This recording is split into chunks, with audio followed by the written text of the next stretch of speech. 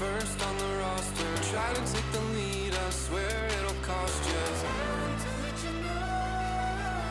Time to let you know. Time to let you know. Time to let you know.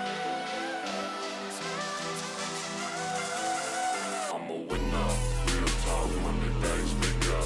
Head held high, I'm a champion with some shimmer. I'm a winner, real talk, ain't no beginner. Step to the throne, I'm a king, not a quitter. I'm a winner, real talk, money bags bigger. Head held high, I'm a champion with some shimmer. I'm a winner, real talk, ain't no beginner. Step to the throne, I'm a king, not a quitter. Hey. Smile my way through life like it's easy. Most days I can't fake what I'm feeling. I've had success but still pretty needy. I can't let it go. I've got skill, don't need to be lucky. I like winning, fame and the money. Try to take the lead, I swear I will own ya. Time to let you know.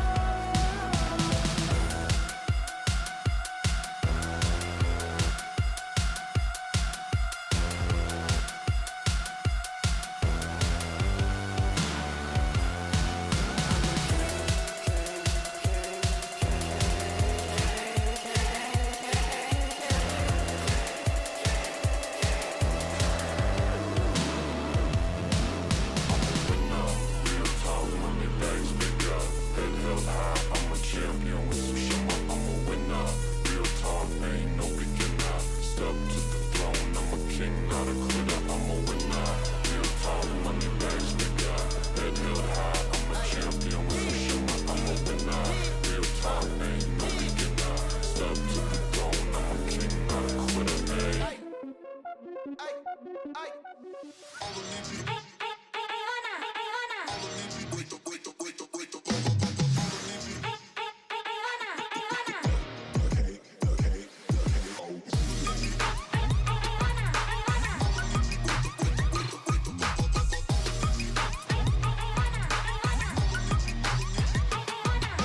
Turn up the track, going deep, I'm in the zone. You know I'm about to go harder than hard to go. When the lights shine bright, that's my show. Burn up and see the glow, I'm gonna make it. No, forget it, the crown you want is fitted. Take shots, don't miss it. If you miss, you gon' regret it. Before you crawl, know I'm running it all. I'm built up like a pharaoh, now they praying that I fall. Through shadows, been burning through these battles. No weakness in my body, need to know you better ask somebody.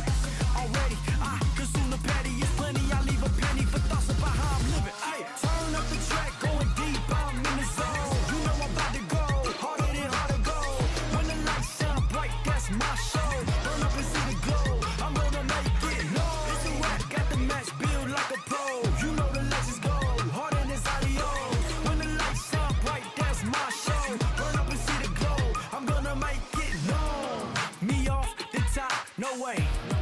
I came and carved my name. I gave my life into my place, earned everything that I claimed. Nothing ever could replace me. 3-4-3-4, square dance on the floor. This is not a ball, I'm above it all. Start, I see my glow up, where you supposed to go. Post it on the low, can't lose and find the go. Leave me in the zone, I take your mind and then I snatch your soul. Turn up the track, going deep, I'm in the zone. You know I'm about to go harder than hard to go. When the lights shine bright, that's my show. Burn up and see the glow, I'm gonna make it. No, I get it, they love my whole aesthetic. Big ops don't listen, told you this ain't hypothetical. Answer the call, prove this once and for all. Can't reach me with an arrow, summer nights I never fall. No cattle, the goat don't wear a saddle. Go riders off my body, cut them off, they acting sloppy. Already, I consume the petty. The vision's 2020, but Leo, I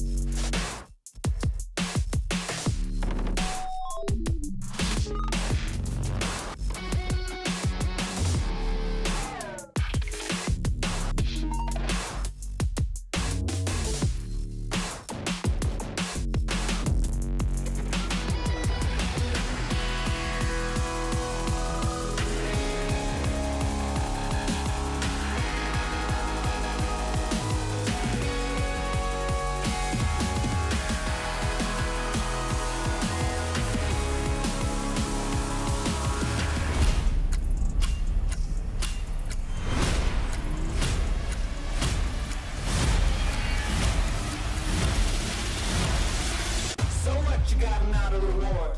True kings don't obsess over score. I'm here cause I know where I go. I got my eyes on the field, got my eyes on the ball, can't stop. I'm scared of the taste, I can't stop. 'Cause I need the fire. Find the flame until I'm there. Find the right. My team is all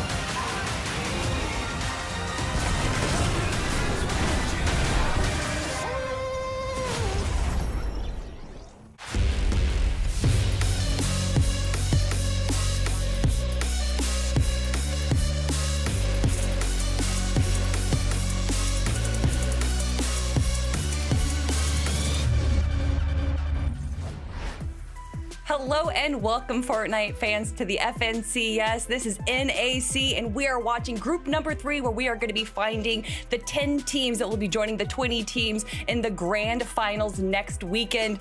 Obviously, we're one player short right here. Unfortunately, Zeke got eliminated off drop. We're working on that off spawn contestation, but Vivid, so far, how are you doing? I mean, yeah, doing well, right? Zeke kind of throwing a wrench in things just a couple of minutes before popping in here. But, you know, feeling good, right? I mean, all of the action kind of happening in groups number 1 and 2, obviously on NA, all of that was great. Love to watch all of that. And then EU today was also super fun to watch. If you guys didn't get a chance to watch that, group 3 was absolutely stacked, so much so that all of those big name teams couldn't even make it through to the grand final. So LCQ was looking crazy over there. But back over to NA, Kelly. I mean, group number 3, we've got a lot going on here too. I mean, you know, Vivid, while you were talking, I was making sure that I was collecting as much gold as I could. I got to the reboot. I was able to purchase a reboot card, and let's see if we can actually get Zeke and Miss Prime back in here. I don't know if I need to do some magic. Hey, there we go, Zeke, Hey, nice. or whatever that Nice the of you to- band sound makes. Nice of you to show up, Zeke. Thanks. Thanks, man. I decided I woke up late. Nah, once again, 2 days in a row, extreme heat warning makes my power flicker. That's fun. If I disappear, I'm so sorry. I'll be back in as soon as I can. Welcome to the FNCS. Let's talk about the show. Let's just jump right into it. Forget anything happened. Let's talk about who we're going to be seeing compete here today. It's Peterbot, Cold, Ritual coming in group number 3. This is really exciting, right? Because if you've been following along during the FNCS, you know you've heard Peterbot, Poyo together for so long, right? Last year, winning all this thing, then finally they go their separate ways, and then they have this beef. But now we saw Poyo not that long ago. Today we see Peterbot. What we want to see is them in finals, right? I mean, yeah, I don't even think that's a question. I don't think it's a what. It's that we must have Ritual when. Cold and Peterbot. Yeah, when is it going to happen? Not if it's going to happen. And this trio, watching them, not even through this season, but through the entire year, there is no deniability that they are the top trio coming out of this region. But like you are saying, this Peterbot versus Poyo story that we have been having for the last few weeks since the start of the season, really, and that all comes down to Demon's Domain. Typically, when we see these top teams enter the FNCS, especially once we get closer to the grand finals, a trio would typically ego out another trio out of their spot. But how do you out ego both Major 1 and Major 2 champions? Well, you just don't. In fact, they've actually been deciding to face each other, although with recent changes, Vivid, I don't know if that's going to be the case for grand finals, but for at least today, watching Ritual, Cold, and Peterbot play out Demon's Domain, and honestly, every way that they play from early, mid, to late game is just played to perfection, and I think that's something we can expect to see today. Yeah, I mean, like the whole season has kind of just been talking about this all spawn fight that's going to happen. And I mean, like, yeah, we've had a couple of instances where both of the teams kind of show up for scrims, and then everybody's kind of talking about the score that kind of happened on the day. And it's like, oh my gosh, Peterbot won today. Oh my gosh, Acorn's trio is kind of popping off today. And it's kind of like overshadowed the fact that both of these trios are so good, but it's also kind of put us in a situation where it's like, yeah, that's kind of happened in scrims. And you know, we all know how the schedule kind of went this year with tournaments. There wasn't very many of them, right? So we didn't really get to see that all spawn happen in tournaments. And it's like groups, you know, they get put out and they're not in the same groups. So we're not going to see it this weekend. And finally, just boom, grand finals. We're finally going to get to see the reveal of who wins. It's going to be crazy. Oh my gosh. Next weekend is going to be like a dream come true. It's going to be like a movie. I can't wait. Let's talk about some of the data, though, from the play-ins for this trio, right? Let's take a look at some of the numbers. So if we look at the damage dealt and taken, these guys came in second, right? So it's really interesting. They were super proactive, right? We kind of expect that from Peterbot, kind of being this aggressive force throughout the lobby. But the interesting thing is that damage taken, right? So they were pushing out numbers and they were also getting dealt damage the same. I mean, that's exactly how Ritual Cold and Peterbot play, whether that's the early game, if they're contested, they're immediately going to eliminate the other trio. If this is in the mid game where they're just chasing down players, and obviously when you chase down players, it's a bit of a double-edged sword. You're going to have players take tags on you as well. And then, of course, the end game where they're either dominating the low ground or dominating the high ground. It really is not a surprise to see these numbers out of this trio. Yeah, I mean, that's the thing as well that I kind of wanted to hit him on. Obviously, we were just kind of talking about the all spawn that's kind of going on. And it's like, that's the only thing both of these trios are kind of getting talked about right now. Because like, oh my gosh, the off spawn that's going to happen. That's crazy. I feel like we've all kind of forgotten to at least mention in some regard that, hey, listen, those two trios, especially, you know, this Peterbot trio they're going to be watching today, they are super good at controlling the lobby. They will be finding all of the eliminations. And it will be no surprise if they find a controlling game where they can go ahead and win it. Man, I'm hoping, but also part of me wonders, are they just going to play it out, right? Try and start game one, get a VR, start prepping for next weekend, or kind of pull little clicks like we saw yesterday, like, oh, jump fell off, height, LOL, I guess we gotta keep playing. I don't know. We'll find out very soon. Let's talk about another trio. I'm seeing my notes here. R-E-E-T. Reet, it's Kelly's favorite. Reet coming in, of course. What hasn't Kelly said about Reet? I mean, this guy is an absolute legend, of course, paired up with Cooper, a global champion, and Curly. These guys are landing over at Flooded Frogs. I mean, guys, come on. This is a shoo-in, right? We should expect the Victory Royale from this trio. Who? Yeah, no, Reet, Cooper, and Curly, an absolutely incredible trio. Love to see how they formed together after Major Number 1. We saw Cooper with Vidil and Sphinx, and Cooper kind of played more of a support fragging role. Reet was playing with Bryce and Vert, and they didn't even make it actually into the grand finals. One of the first times we haven't seen Reet in a grand finals in quite some time. And Curly playing with Noxie and Virgo, who got in 8th place, a pretty good performance in Major 1, but the three of them split from their trios, joined together in Major 2, and got that 3rd place spot. Obviously, that is a great spot to be in because that is where the Global Championships ticket is. And to see how they play together, to see how smart and developed Cooper has become, going from that support fragger into this incredible IGL role, has just, you know, I love it. I really don't know what else to say. I love this trio. I love watching them, and I love to see how they've just evolved together. I mean, developments at every single corner of this trio, right? You know, you're talking about how Cooper's kind of developing roles in his trio. Reet kind of earlier this year, you know, debating between the peripherals and everything like that. And then Curly, you got to go ahead and put an exclamation point on his name as well, because it's only 4 FNCS finals that we've seen him in. And for the first time, it was actually Chapter 5. So to kind of improve that quickly, right? Find yourself in 3rd place just over the course of a year to 2 years of competing is incredible stuff. And yeah, like Kelly mentioned, already a team ticketed to the Global Championship, which is awesome to have, right? Because we're talking about some of these other teams got to qualify in the grand finals and they got to try to qualify again for globals. Now this team sitting comfy.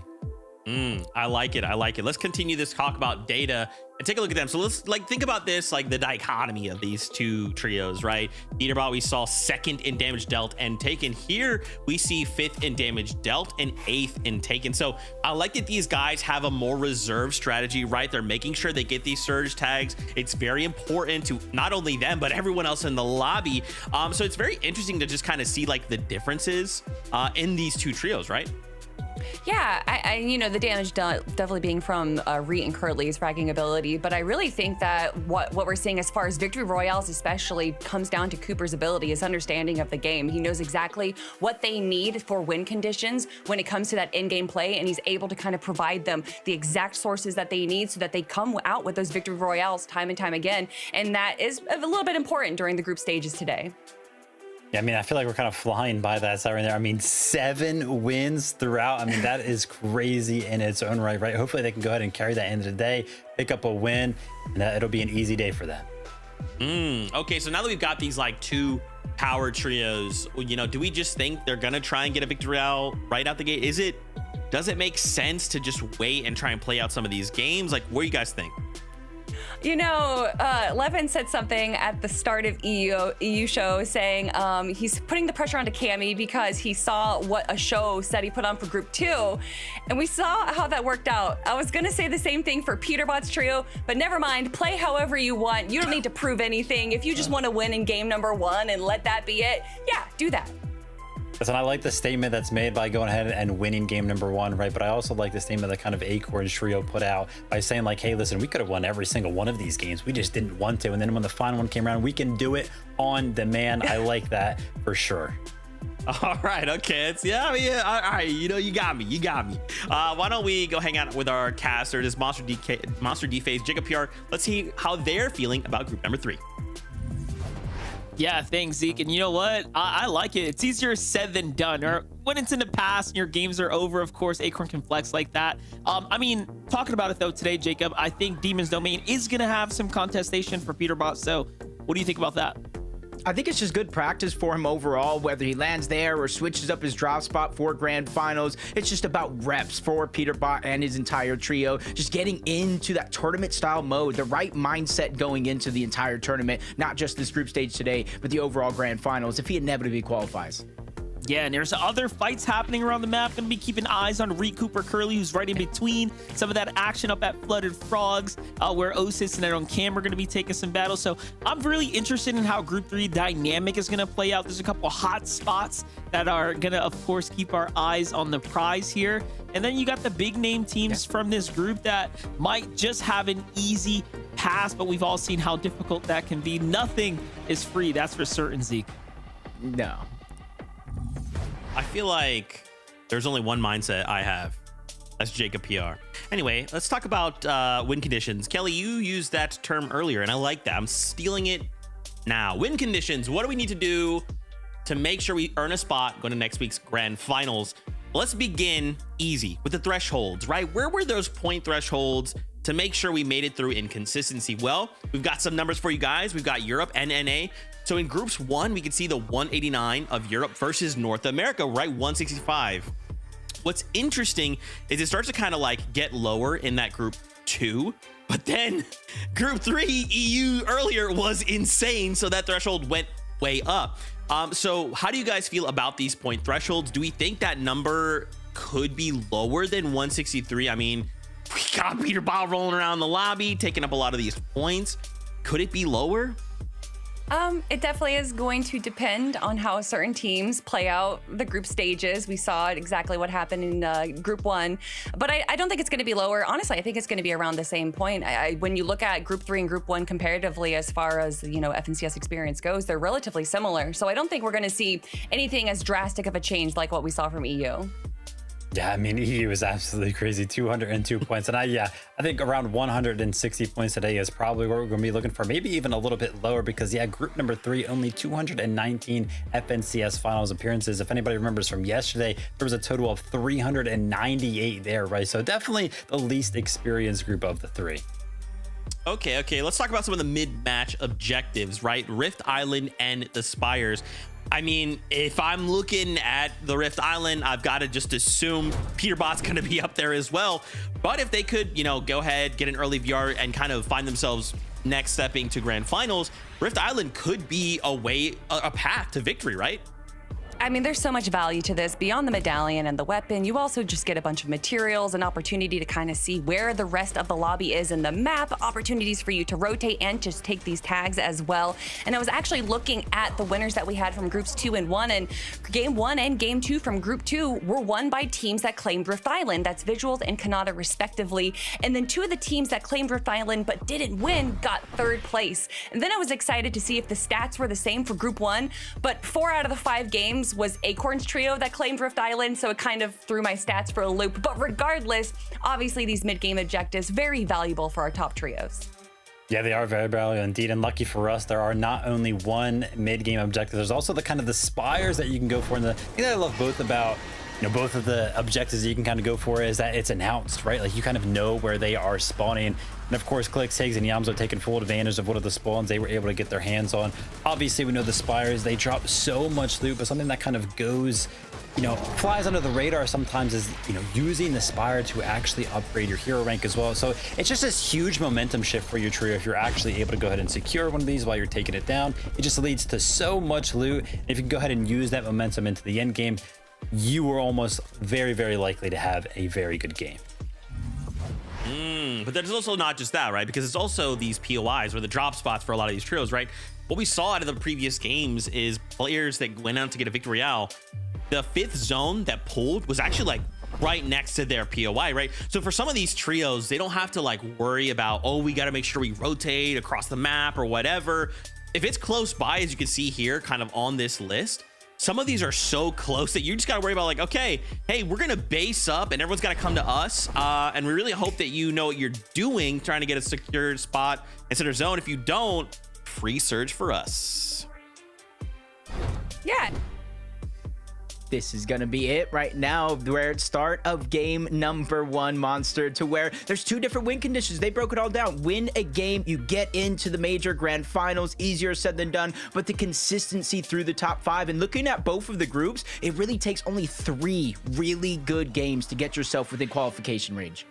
Yeah, and you mentioned one of the teams that we're looking at here, Duke's Edgy and Chance, right? This is kind of in the pre-show. We were warming up about this offline. I'm really interested to see how they're going to play out of the Brutal Boxcars. This is almost a surprise factor team. People sleep on what Duke's is capable of to see him kind of pop in, you know?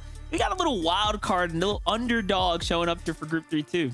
Yeah, and I like that team as well, because we're not just talking about Dukes coming back, maybe a resurgence, a new love for the game, but he's paired up with his FNCS championship winning duo Edgy, and a new teammate that he's playing with most of the season, most of the chapter for that matter, into Chance. So I do think they have what it takes, some of the most experience in this lobby. Let's not talk about if they have what it takes. Let's see what they got. Game 1 is ready. Let's jump right in.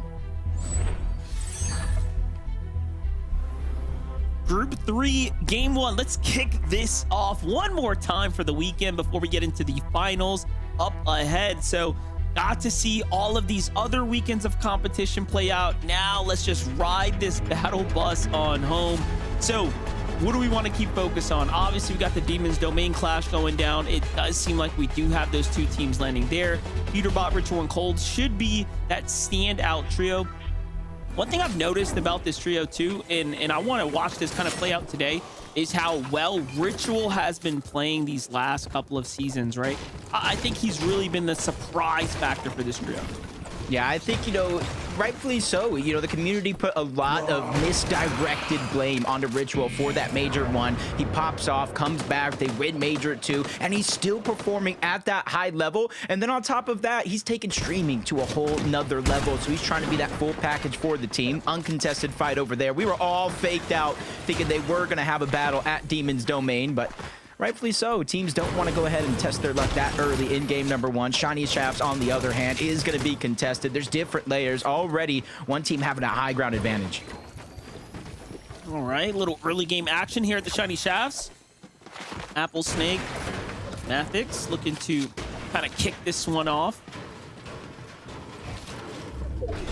Play right now, just looking to kind of rat his way down, but things are going to simmer down right now as they just have the outside angles.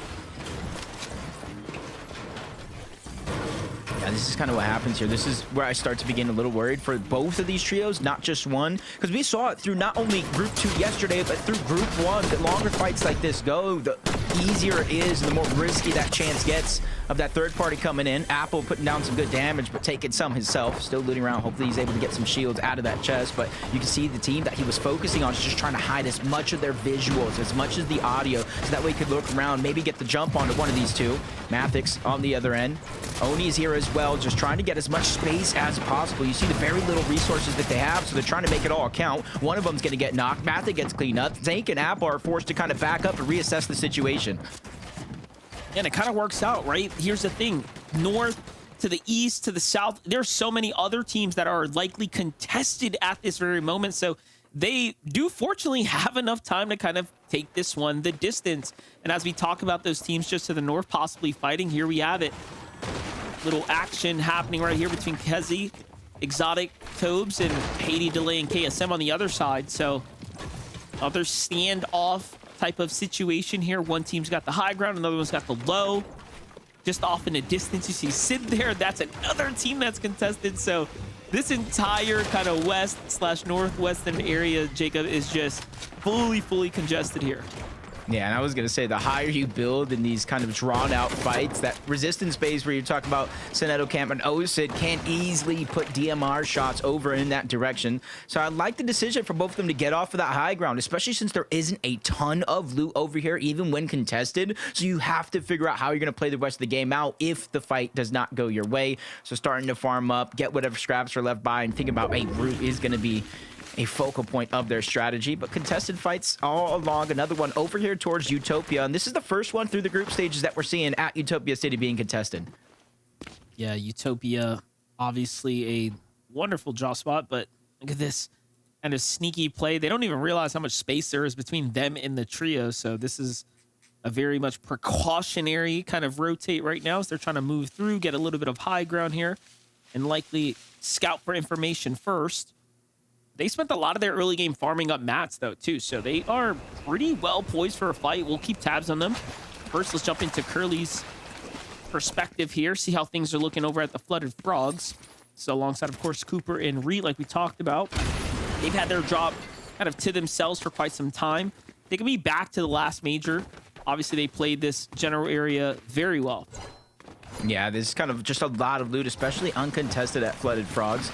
Cooper's kind of doing what he does best. He kind of builds up over in the western direction as high as possible, and he usually shoots over in that side of the map towards the resistance base. You know there's contested fights there right out of the gate, so for him, that's easy and early surge, and the more you have in the early game, the more flexibility you're going to have to rotate around the map, especially if we get some of those drastic south pulls that we did see yesterday. Others not faring as well. You're seeing a couple of missed players on the team, duos running around, trios still hunting for some of those fallen players, and they have a huge advantage because they see them trying to dash away, but there's a little bit of a distraction. A whole nother team on the high ground of that mountain trying to get surge for themselves. It's going to kind of draw them out by that team a couple extra seconds to get away. Yeah, you could tell they were trying to key Surf Q being used. Mistform already down a couple charges, but the dashes are going to be the saving grace for that trio.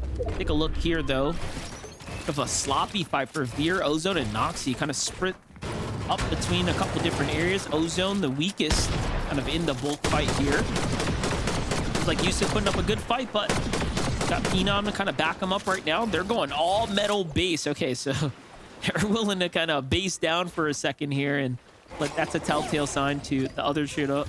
Go ahead and back off for a second here. Not sure we want to commit that much. Yeah, and this kind of works out well because of what's going on at Utopia. Typically, it's those teams that kind of form that triangle and kind of shoot off surge in this direction, so there's a little bit more freedom for them to try to make a play, whether they want to get aggressive or simply just try to disengage. Jojo, Aoxy, and Pikes. I can see this team getting through consistency, especially if the zone favors their southern pulls. They do have the launch pad, a little bit of extra rotation. Timing has to be perfect, though, when you do use that. You just don't want to be floating through the sky for too long, especially Demon's Domain is just right to the east. As Aoxy is just trying to spread out, get as much loot as possible. There's a lot of extra scrap all around. You see in a rare chest towards the back. He's checking over Canyon's Crossing. He knows teams are going to have to rotate out there eventually. Surprised this team up top doesn't even want to turn back and actually play for tags here. That high ground advantage. Look at this little island already claimed. So the medallion's going to go into the hands of Peterbot, Ritual, and Cold's trio here. This is already setting themselves up with a huge advantage kind of in this early game. A rank already established, a couple tags away from being S rank this early into the round as well. That's going to unlock them a lot of loot here, Jacob. It is, and it's kind of very, very dangerous. You're already seeing 2 mythics on the Peterbot. You know they have the 2 medallions, essentially kind of collecting them all. And this is where the rest of the lobby, you want them to win this game out, because not only frees up points around the map, but it frees up loot. Demon's Domain would then be open. The Rift Island, more and more chances of other teams to try to get up there. So really interesting to see how it plays out as Plasmafy Arsenic. They're going to get another elimination, just try to close out that side of the map. Death Sails and Encrypted. Wouldn't say uncontested by any means, but over towards Crime City, and they made a quick rotation towards the north. They saw something in some of these early zones, Monster, that says, hey, maybe we should go towards the north, kind of put our eggs in that basket, and if we have to worry about rotating south, we're still rotating through familiar territory. Yeah, I don't hate that call. That's definitely going to end up working out for them here. Let's jump on over to that same fight that we kind of briefly took a look at before. But this is the resistance base now. Things kind of dragging on from deep into the zone, closer to the outer edge. Another reset happening for most of the kind of teams here. High ground squad's definitely the one with the advantage here as they've got the extra heals to work with, but Delay has to make a fast move here. He goes up, gets coned in, and this is starting to dissolve quickly for him now. Sebi kind of gets the knock there. Delay is going to go ahead and get full finish here now. Not bad at all, but look at this. They're attracting Sinetto, Sid, and Cam. This is a team that just finished the fight with them as well, kind of earlier into the game, coming down from resistance base. So they're going to be here to clean things up. Yeah, perfectly timed too. And I didn't see too many heals on either one of these trios outside of maybe one med kit, some bandages. Not enough for the whole team, I could tell you that much. So for Osid, Cam, Sinetto, as long as they have like a med miss smoke, chug jug, they should be a-okay to lurk around this situation. Even with the zone not too far off, it's still going to be very, very risky for them to try to disengage on out. And already you have a knock to the zone. And that just goes to show how weak they are, how low on resources that they have. That's a huge sign of weakness if it keeps happening. Yeah, you saw right there, Sinetto actually grabbed the med kit from down low as well, so just denying those extra heals. But Bubba's here to jump into the box. There goes the Siphon reward for his trio, so it's going to heal up Sebi now. In come Cam and Sid. Sinetto kind of looking for that side angle. Sinetto's got that high ground right over Sebi. No tags to be made, though. Sebi kind of bases down defensively there. And they do have a med miss to work with, so much more options here as they've got a few of them there. Yeah, depending on how that fight went, how much XP they have, you can see that team kind of disengaging. Not necessarily Osid, Sinetto, and Cam, but the other one that kind of just finished with that fight. They're rotating down to one of those superhero crates. Hopefully they have the rank enough to unlock it. And that'll kind of probably get them the heals that they need as Nate Mathix is back on up along with Apple over back to Shining Shaft. You can kind of see their resources, the 3 eliminations it took, and cost them so much material just to end that fight when they did. So they're gonna have to take some time to refarm back on up. And there's their first opening elimination onto Tobbs. He gets back to back. Well, might as well make it 3. Stop right there, cleaning things up, adding up those points here. So they're off to a good start. And get this clash, some heavy hitters here in the lobby. Edgy, Chance, set up on the outskirts. Peterbot going toe-to-toe with Chance on the wall there. Chance forced to back up for a second now. Got to put some respect on it. Great tag onto Duke there behind the wall, and Peterbot already kind of demanding respect here as he's walking his way through the space. Kind of like foreshadowing a possible grand finals fight if both teams could make it that far. Brutal boxcars, something Peterbot says he might be after, as they do have the upper hand in this fight by a long shot as well. Multiple angles, stealing away multiple builds, closing out on so many options that they have. Even Cold on one side, taking the charge by himself. Peterbot doing the same thing. He does have that exotic Yoink Outlaw shotgun, so he's going to pull players to him if he's able to hit that first. And if it's close enough, that second one for surely will get the knock. Exotic shotgun does so much damage as well. You saw him just ripping shields off of anyone that gets touched by it. Look at how much respect he's putting on this team here. You know, typically you'll see like Peterbot kind of key his way all the way through, but no, taking his time here, just kind of easing his way into game 1, just really showing that he's not here to mess around today.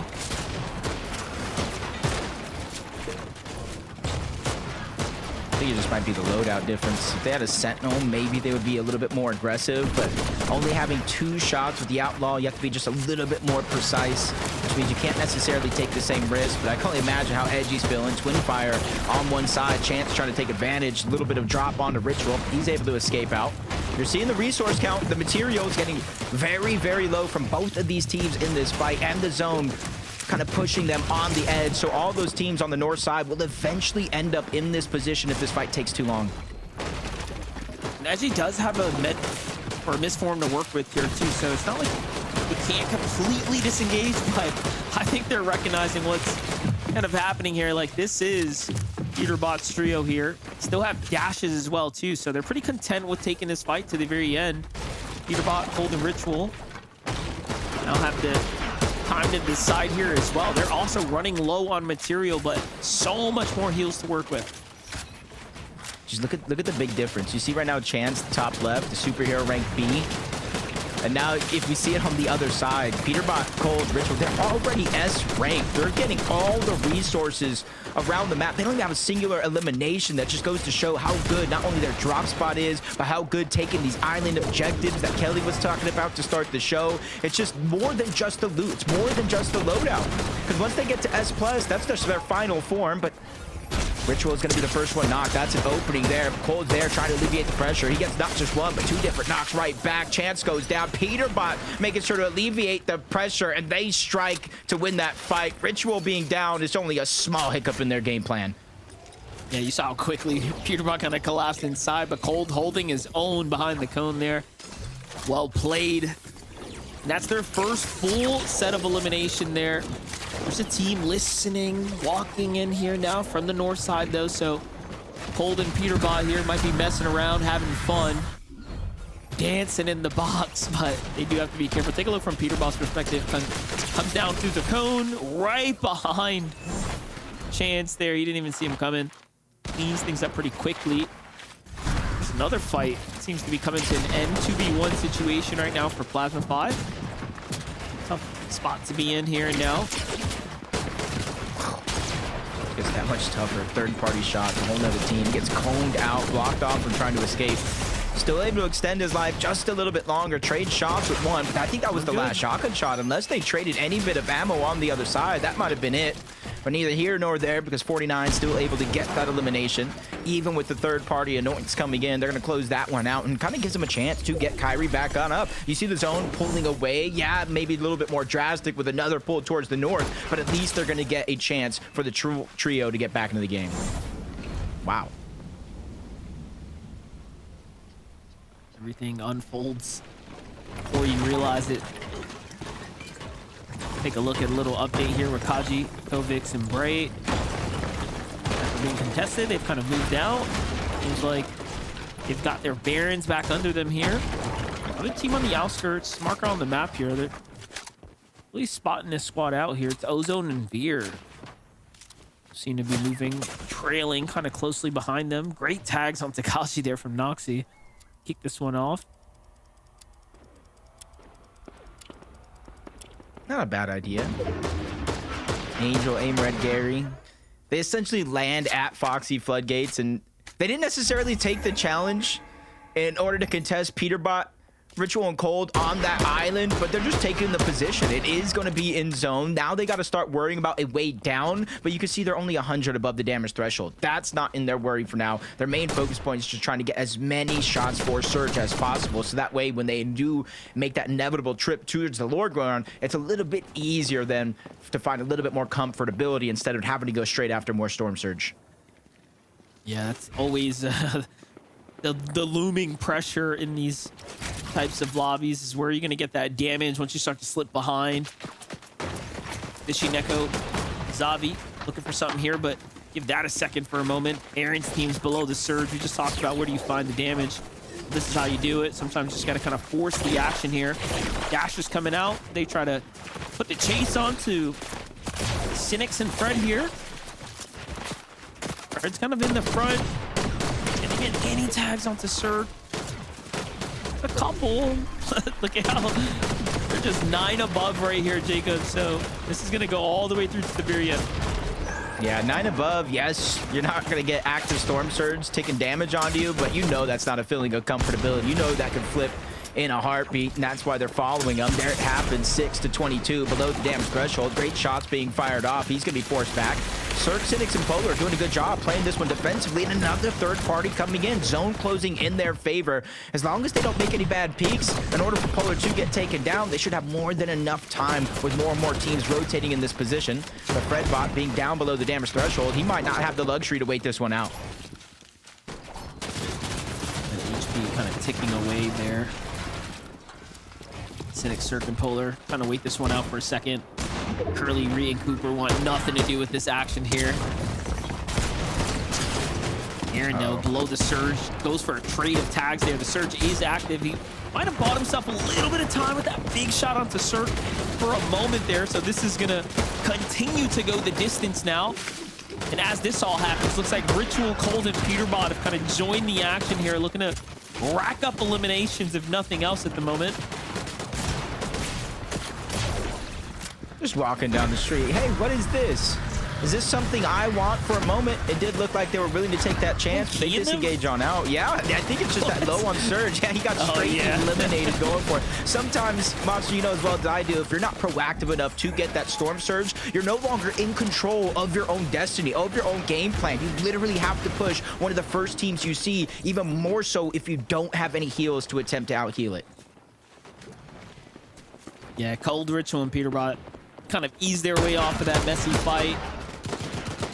And then just see out of nowhere teams landing all around them. That's just showcasing how desperate some are just for that little bit of the extra damage. Sebi and his trio here, I would assume don't need the damage. Yeah, they don't, but that Storm Surge is cooking Sebi.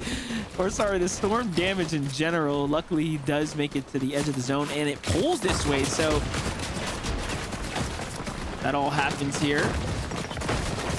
Seems like the team might have noticed what happened there, kind of reading the room a bit right now. They've got to put up a fight back, though, or change layers or something here.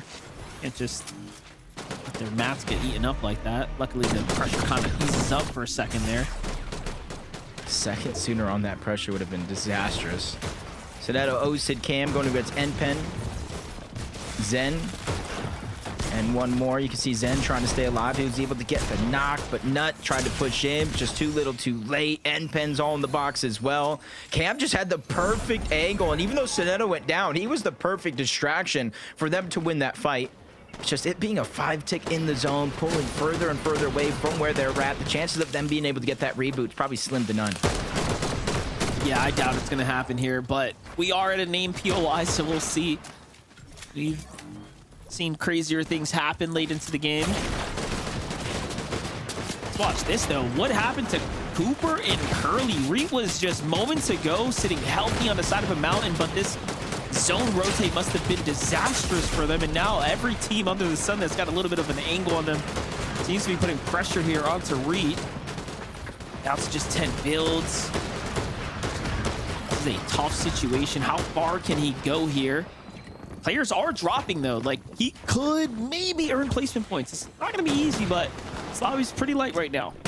Yeah, with no elimination so far, this could be one of those situations to where it could be a 0-point game. 2 more trios do need to go down. Reet's at least in a much healthier position than he was before, but 16 builds left. That's all he has. That's cold. Ritual and Peterbot, they're looking above. 460 damage, and this is exactly what happened. Monster, you asked the question, what happened to Reet, Cooper, Curly? Well, they ran into Cold, Ritual, and Peterbot along the way. Yep, as always. You got Peterbot in the lobby. You take all your plans, all your strategy, throw it out the window. He's got one of his own. Oh, look at this, though. The second. No way. Reet turning online. Little 2v1 for the boy. We're just kind of hinting at whether or not he was going to be able to actually earn some extra points. And, well, guess what? He's got placement points and now Elam points starting to add up here. No miss for him, though. That was probably the biggest letdown, but take a look at this. A little loot left over. Hey, he's going to welcome all types of siphons here. And he goes. Look at how that kind of worked out the pre-fire here. Fred and Caliper was so lit up. It's perfect. Just dipping his toes in, little refreshing water at the bottom. Double siphon mats as well, plus he has those bubble shields in order to kind of save some of those mats where he can, in case he does get sprayed. Jojo Fishy, Pikes, Aoxy kind of turned the tables just a little bit from the last team that we saw on top of the island. They're hoping that this amount of elevation can be very, very useful to them, but in the back of their minds, they still have to be wary about how they're going to get down, especially if they don't have the misform. As Peterbot Cold Ritual, they finish the job, they take out Reet. At least he was able to get some of those eliminations and at least a team or two worth of placement points. Yeah, that is true. Just looking at the way this zone's kind of ending here, this is high-key a crazy place for the game to end, kind of right in between the Foxy Floodgate and then going up and over of all the directions, the most vertical towards the islands up top. Just unforgiving at the moment. Wow. 419 below the damage threshold. If he could just kind of out-survive this, maybe hope that full trio gets sprayed down, he can get some of the damage. but he basically needs 2 full eliminations worth of damage in order to get above that threshold. So it's going to be a mountain to climb for him, but literally and figuratively, you see the zone pulling in that direction. Aoxian team hasn't really been contested that high up. 1,400 damage above the threshold for Peterbot Gold and Ritual, just continuing to take names and check them off their list. 7 eliminations so far, and if that stat earlier on the game means anything, they're on track for at least 18. Yeah, this is going pretty big right now. And you know what? It's kind of interesting that it's by choice they're running the Outlaw right now. So this is a very hyper kind of, you know, make a mistake and it's over for you type loadout. The heavy hitters right there. Ozone, Vera, Noxy playing very clean endgame right now. Nice pickup onto Yusuf right there. No mistake being made. Up into a Neko Fishy. Xavi, they're going to lose one right now. Trying to play the front side. Early to rotate here on the low ground. Peterbot's team coming through though, moving fast. Talk about your ability to kind of key through. Medmiss kind of forced out here as the zone's pushing in. He's got another one. Down the box he goes. Grabs the wall too.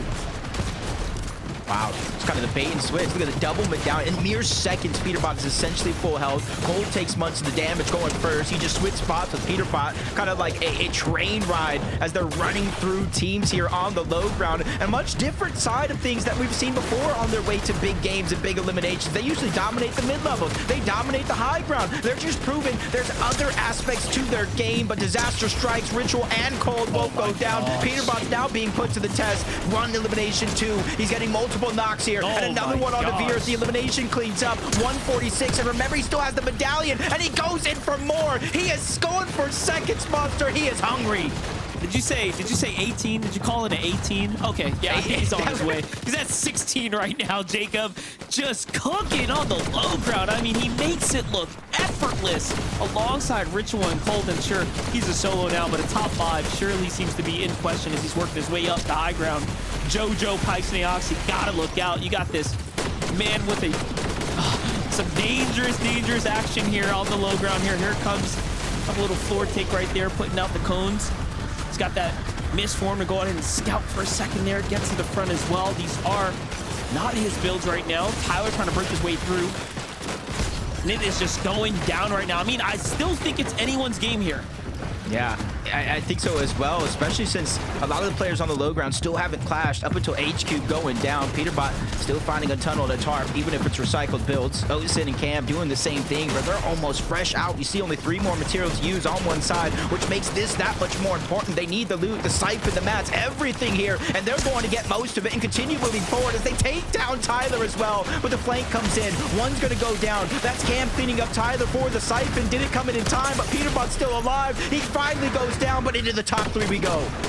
Nicely done for sitting Cam to kind of survive that onslaught there. Jojo, Pikes, Aoxy get broken down. They're just looking to reinforce, and you can feel the pressure from them right now to try to qualify their way to finals. They're doing everything in their power not to clash prematurely here on the low ground. Sid and Cam need to kind of fight back here. Sid goes up. Jojo boxes up. He wants to go for a heal off. This passive play might be a huge mistake here. Give it a second. Sid gets a knock. That's going to be a siphon waiting to get picked up. But no, gets crashed on by a huge tag there. Jojo, meanwhile, heals his way to the win. And that was the strategy all along. And while all that action went down between those 2 teams, Monster, Curve just sneaked his way into a top 2, but big ups for them. They just pulled off a big win, Monster, and qualified themselves for the Major 3 Grand Finals. You know what that means? They get the rest of the day off. Yeah, you see, you can really feel it when, you know, every team has their own agenda. You got teams like Peterbot playing that low ground, hyper fast, right? Looking for fights, just kind of racking up eliminations. They could have gone for high ground a lot sooner, but with the way that Island was coming into play, Pikes Astria was like, nope, we're going to just go ahead and ride this one through to the end. And I was talking about that difficult terrain for good reason as well. That was a huge factor that they didn't even have to worry about. So clearly they had so much material. Let's look at it here from their perspective. Jojo, Pikes, Aoxy, this late in the game, still sitting at about 60 or so builds. Pikes obviously had already dropped everything. Look at Curve up top from that side angle. He thought he had it for a moment there, but he ticked his way out. Congratulations to Aoxy, Pikes, and Jojo Fishy. Winning match 1 here for group number 3, Jacob. We're going and kick this one off. What a way to start the day there, Zeke. Bro, you see what I'm saying? We talked about this at the top of the show. Win conditions, okay? Now, this trio, they did not have the medallion from Rift Island, right? We saw it on Pete. We saw him kind of jumping around, disappearing. But what I love is that they utilized Rift Island in that mid game. You saw them for a moment. We cut to the wide. They're just out there shooting down. They save so many materials. When we cut to them, when it's like the 1v3 situation or the 3 trios remaining, they have like 60 builds up pop, bro. They had so much ready to go. And the fact that they even had a player kind of already back in zone playing the heal off. Kelly, they're treating that like a finals lobby. Yeah, they played that so smart. And like you said, it started all the way back from Rift Island there. I'm not too certain if they were able to actually claim the island themselves, but we can see this rotation over there. Actually using bird form a lot. It's something that I've seen Pollo do a lot, where they won't actually use the wrist to get up to Rift Island. Instead, they bird form up there. But you can just see what opportunity they had. And for it to go back over Rift Island, obviously that's a little bit of RNG. Bayroxy, Jojo, and Pikes were actually up on Rift Island quite earlier than that. So to be able to reclaim it once again, I just love to see it. And then they just handled this so well with zone pulling over the mountain. They knew that from Rift Island, they only needed to expend a minor amount of materials, and then they just carry that all the way to the end. Yeah, that's definitely the point I want to hit on as well, right? We just saw it yesterday where we were kind of critiquing King's trio, right? They had the higher gun right there. They had so many eliminations going into the end game, but then throughout some of those moving zones, they didn't find any eliminations. They couldn't get those refreshes. But when something like this happens, when the Rift Island is available for you to go up there and claim, and that's your stake to higher ground, you don't got to build a tarp. You don't got to build a foundation so that way you can't get chopped out. You're just up there floating, free from the rest of the lobby. You don't have to necessarily find any of those eliminations, which is why we see that 6 elimination game kind of come in where they didn't necessarily need any refreshes. They just had to play the game out and continue to play from the higher ground. Well played from that trio. Absolutely textbook, no notes now. Of course, before we can jump into game number 2, we have to go to a break. When we return, though, we break down game number 1 and Peterbot. We'll see you right after this.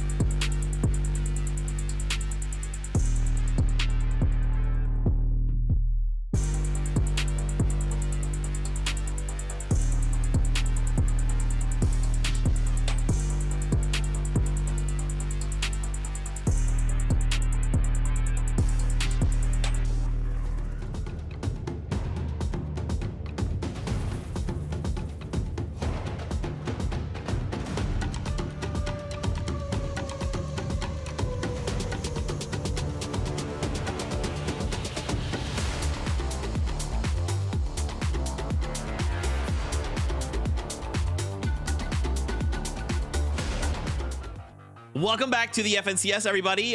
Game number 1, Aoxy, Jojo Fishy Pikes get themselves a victory royale off the high ground. We'll be seeing them going straight to the grand finals, but another story developing in this game. Peterbot, for a moment they're left alone as an individual. You know, Kelly, it doesn't matter because they're still gonna get 16 eliminations as a trio in a 4th place.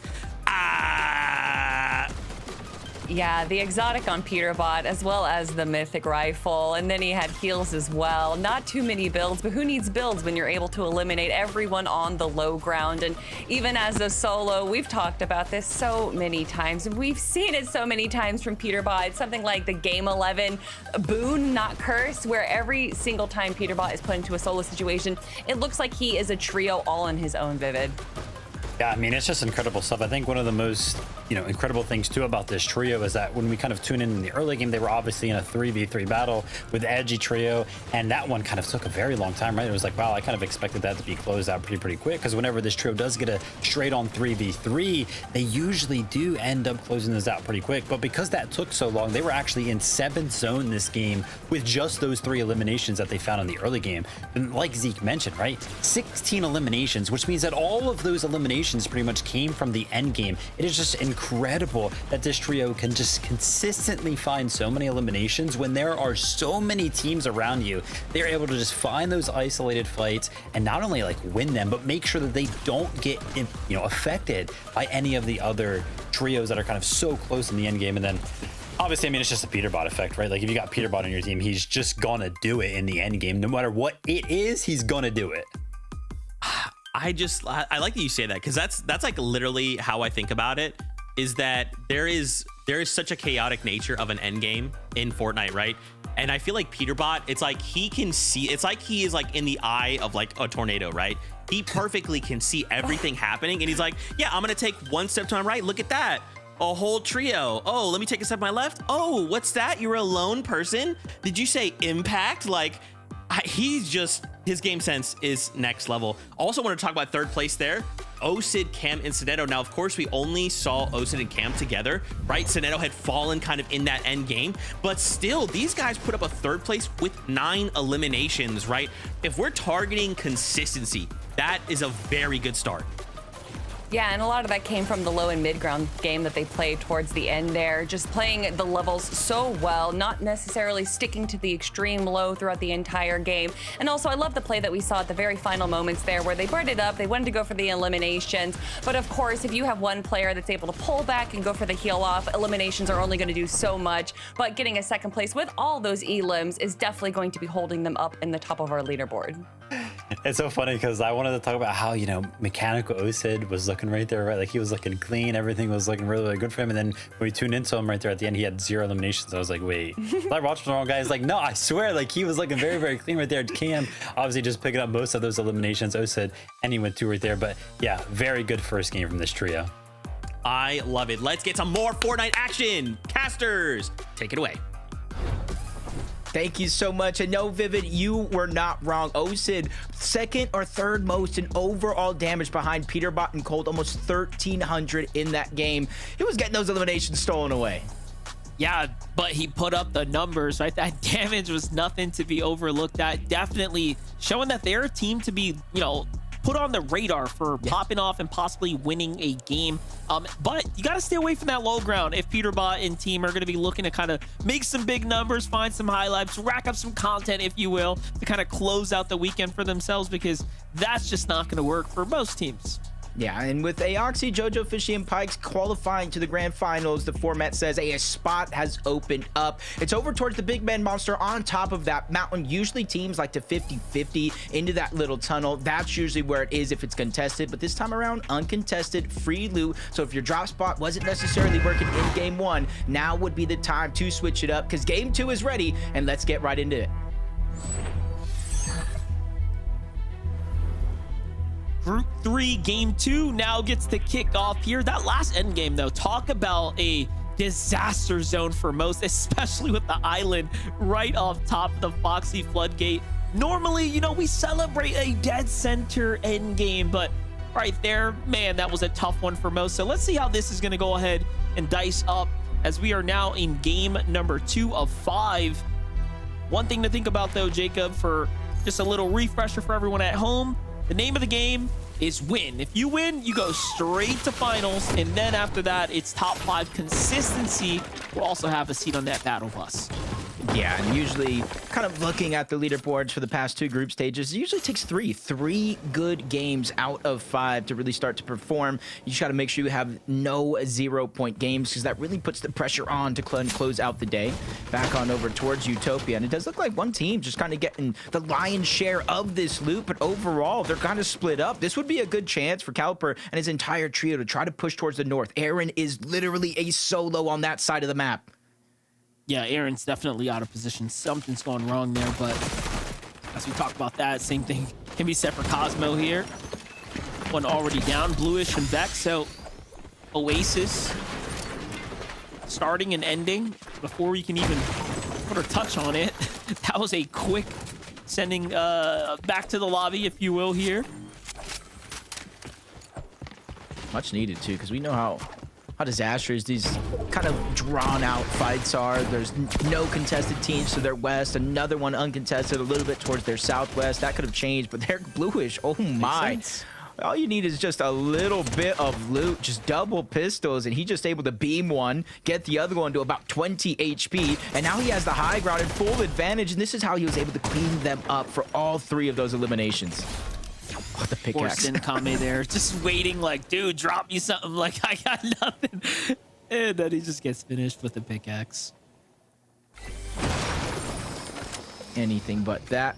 Kind of seeing around the map, kind of uncontested spots. Almost, I think, a good portion of the map on the northeastern side, uncontested from first order base to supernova to pump power. So there's a lot of freedom in the early game, but depending on how split you are in that drop, those are the little intricacies you really got to watch out for. Early game kind of cycle here with teams that perform very well. 72 points for Tyler's trio. Not bad at all for a game 1 start for them to go ahead and really just put their foot in the door here. Utopia this time, though. No sneaking around for Fred's trio. They're trying to get straight to it. This is the difference, right, between a game 1 to game 2. Teams kind of warm up. Respect is thrown out the window, and there it is, looking to kind of apply dominance here. This is going to work much better for Fred's trio. Yeah, it's kind of what you're saying, like warm up, just gain that confidence, especially kind of when you look at the leaderboard after game 1, the team contest you might not have performed well. That's kind of like boosting from game to game, especially now if you win the fight here. If you somehow don't win the game and go to the grand finals, there's even more confidence in that Utopia fight on one side. Bluish, Arsenic Plasmified, just kind of continuously rotating over towards the east. You kind of see the spire in that mini map, so you kind of see the over-ending goal of what they're after here.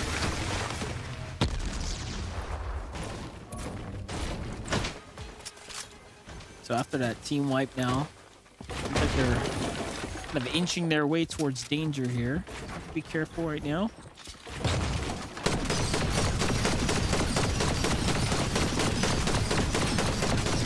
Yeah, XP, loot. I'm surprised that team's essentially kind of letting them get it for free without even trying to contest it, but I don't necessarily see all 3 members there together. They are kind of spread out. Now, you can kind of see in the mini-map, they're looking over in that direction. But at this point in time, you got to start to wonder, is it even worth it? How late are we to rotate on over? You're seeing a lot of loot already being grabbed up. They already got the XP for their superhero rank. So it's like decision. Are those mist forms or those surf cubes worth fighting this early in the game? Yeah, I was going to say, look at how critical the loot that they just claimed was. 2 mist forms, plenty of extra heals. Showing you the power of the spires, even the mini ones there. So I think it's their loss for not fighting for it. But yeah, having one member a little too far out, that's what happens.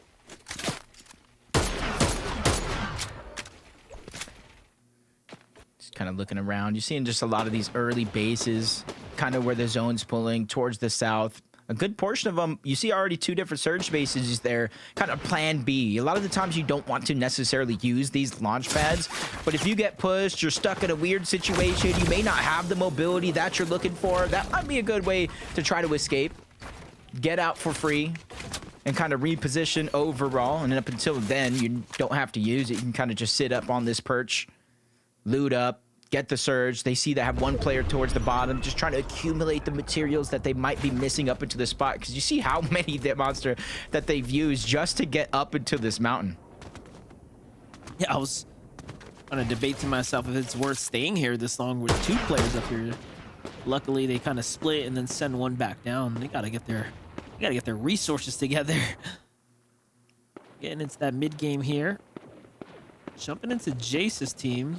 Oh, they're getting targeted. That ramp out, trying to see if they can break them down.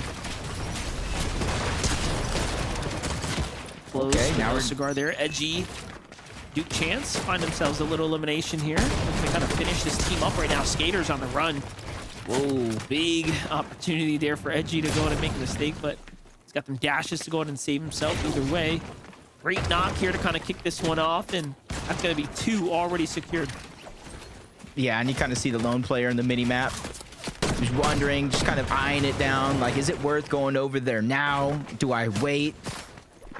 Almost in the center of the zone at Lone Wolf Lair, so it might be a very, very risky situation to put yourself in. And then you got to add on the fact that you don't see another player in the map, mini-map anywhere. So it could quite possibly be a solo with the entire game on the line. 28 teams still up. Far too early to go down for anybody for that matter. Another little lurk player here by Osid. So Meadow Cam. They get face checked by another trio right now. Don't really get to set up the ambush they were probably looking to right there.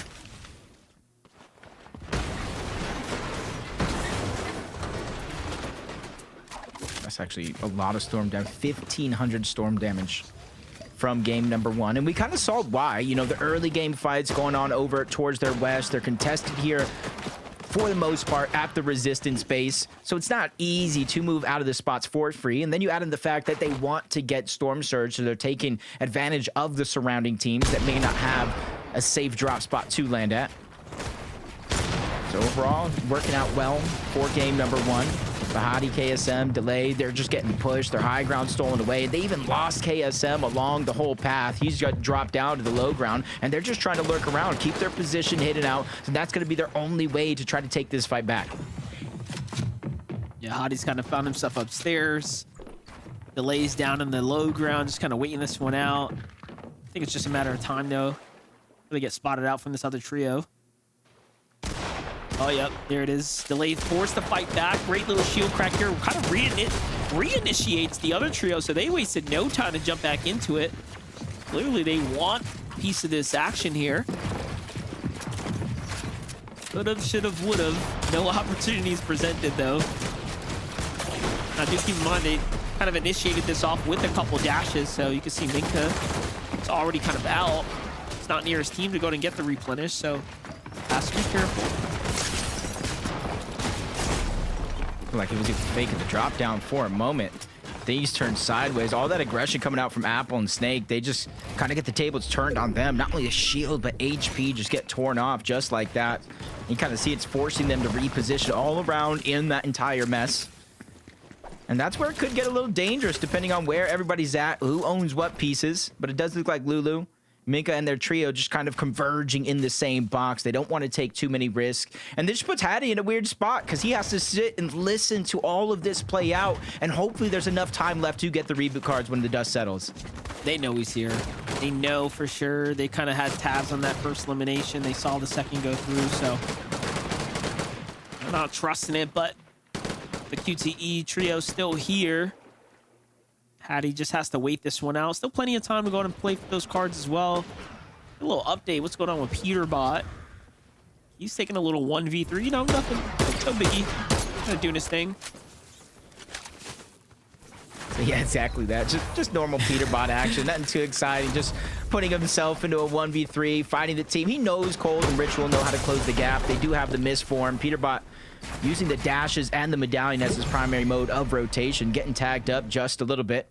And you can see him dropping and picking up the medallion, instantly starting that shield regeneration while using the chug just to kind of get there faster. And you see it just in mere seconds. It's like he wasn't even hurt at all.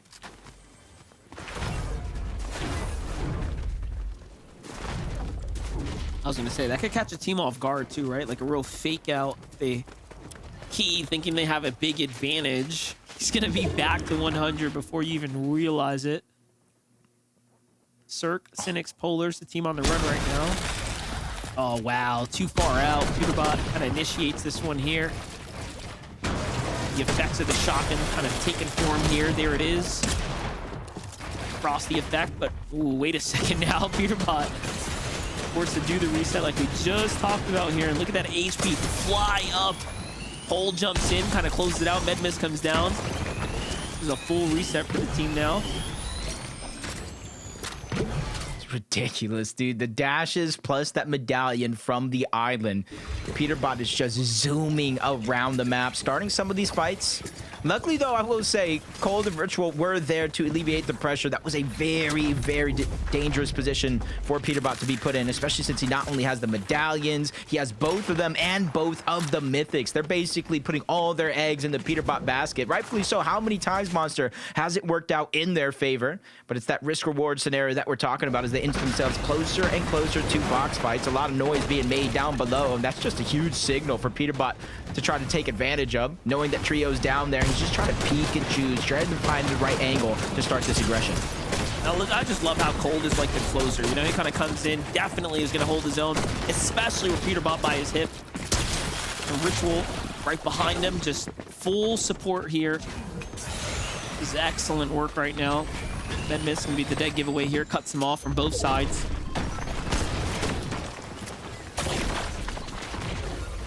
Not giving up on this chase, and with the amount of pressure he's putting down, you saw he forced Jace out of the med miss. He's not letting him get minis, forced to drop the dash. Even though he has dashes, he cannot pick up that blob again. Every bit of resource he has is just getting wasted, and now Ritual with the sideline taking down Jace. That elimination has been secured. That's 3 overall for them. I was gonna say, did Jace throw the blob for himself and then had to run before he was even rewarded with dashes? Happens so fast. Yeah, how quick they are, exactly that. Tyler, Curve, and Josh, 72 points. I believe that about 6 or so eliminations, second place in that last game. Starting off on the right foot, talk about 3 good games. If they could start the day with 3 good games, then kind of all but secure their spot. They can start playing with a different amount of confidence, maybe condition their drop spot, but up until then, it's gonna have to be business as usual. They're holding on to their high ground. Really not letting that team beneath them breathe, and coincidentally, it's not letting them peek out to continue to try to grab Storm Surge either. I thought for a second there, this team was surely done the way Curve and Tyler were moving up top. Josh, I'm looking for that side angle. Tyler back to scouting the general area. Another trio moving pretty fast below them. This Toon's team. Looking for a side angle. Kaji's trio kind of behind now. Josh, Curve, and Tyler here.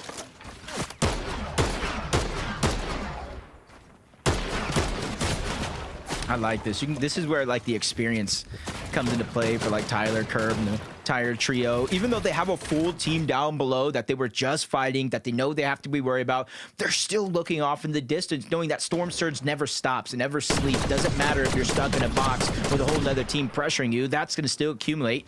But Kaji, Kovics, and Bray, they're just getting more and more brave to try to lurk their way up. And this is where, if they don't have all the information that it's 2 teams here, it could go dirty fast. Yeah, you have to assume they probably think the battle's over because the high ground team is focusing on shots in the distance, but no, there's that information right there. Ooh, and it breaks out up top. Now they have even more opportunity to get kind of an ambush going here. Of course, the disengage down to the low grounds is going to get boxed up.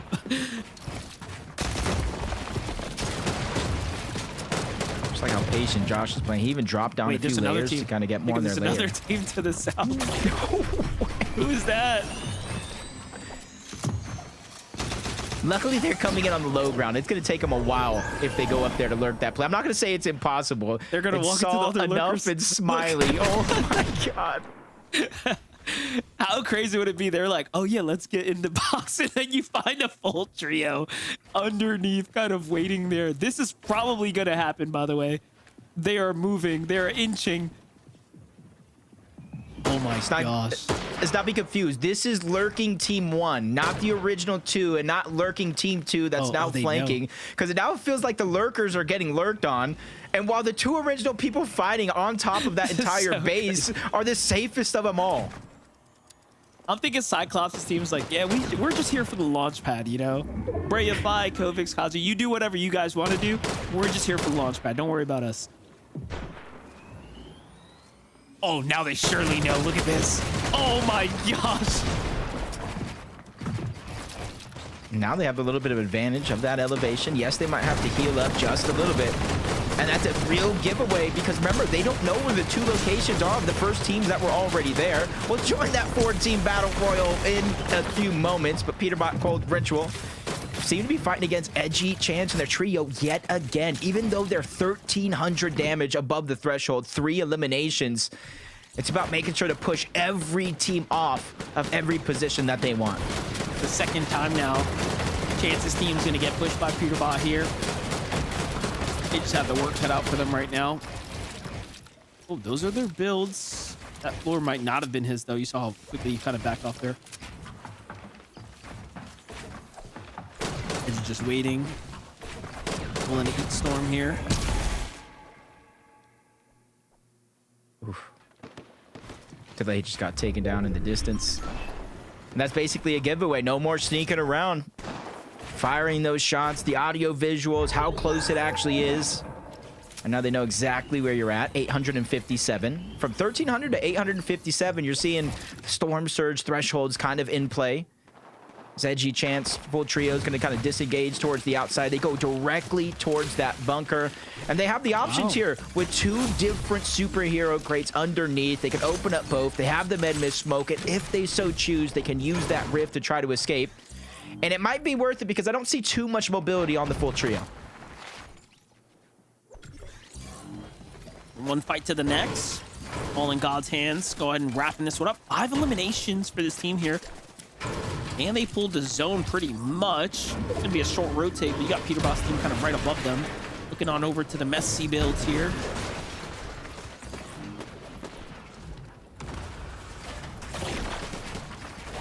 So I'm not going to say this is exact monster, but of all the teams so far that qualified through consistency, in 5 games, the least amount of eliminations a team had was 16. So if you're not able to get all the points through placement, you got to start to look to maybe pick up a few eliminations. But 16, it's not relatively a high number through 5 games, so you don't have to overstep. You don't have to bite off more than you can chew going for eliminations, but it almost goes to show how much of a necessity they are in this 5-game format. Yeah, it's almost like one of those things you know you need to accomplish, but you definitely can't force it. You know, you gotta let them come to you. Kyrie right now, they've got an excellent position here on the side of the mountain. The whole team's out. No one else has really got their number on them. Then for Neko and Trio, I mean, this is not looking too hot here at the Prime City.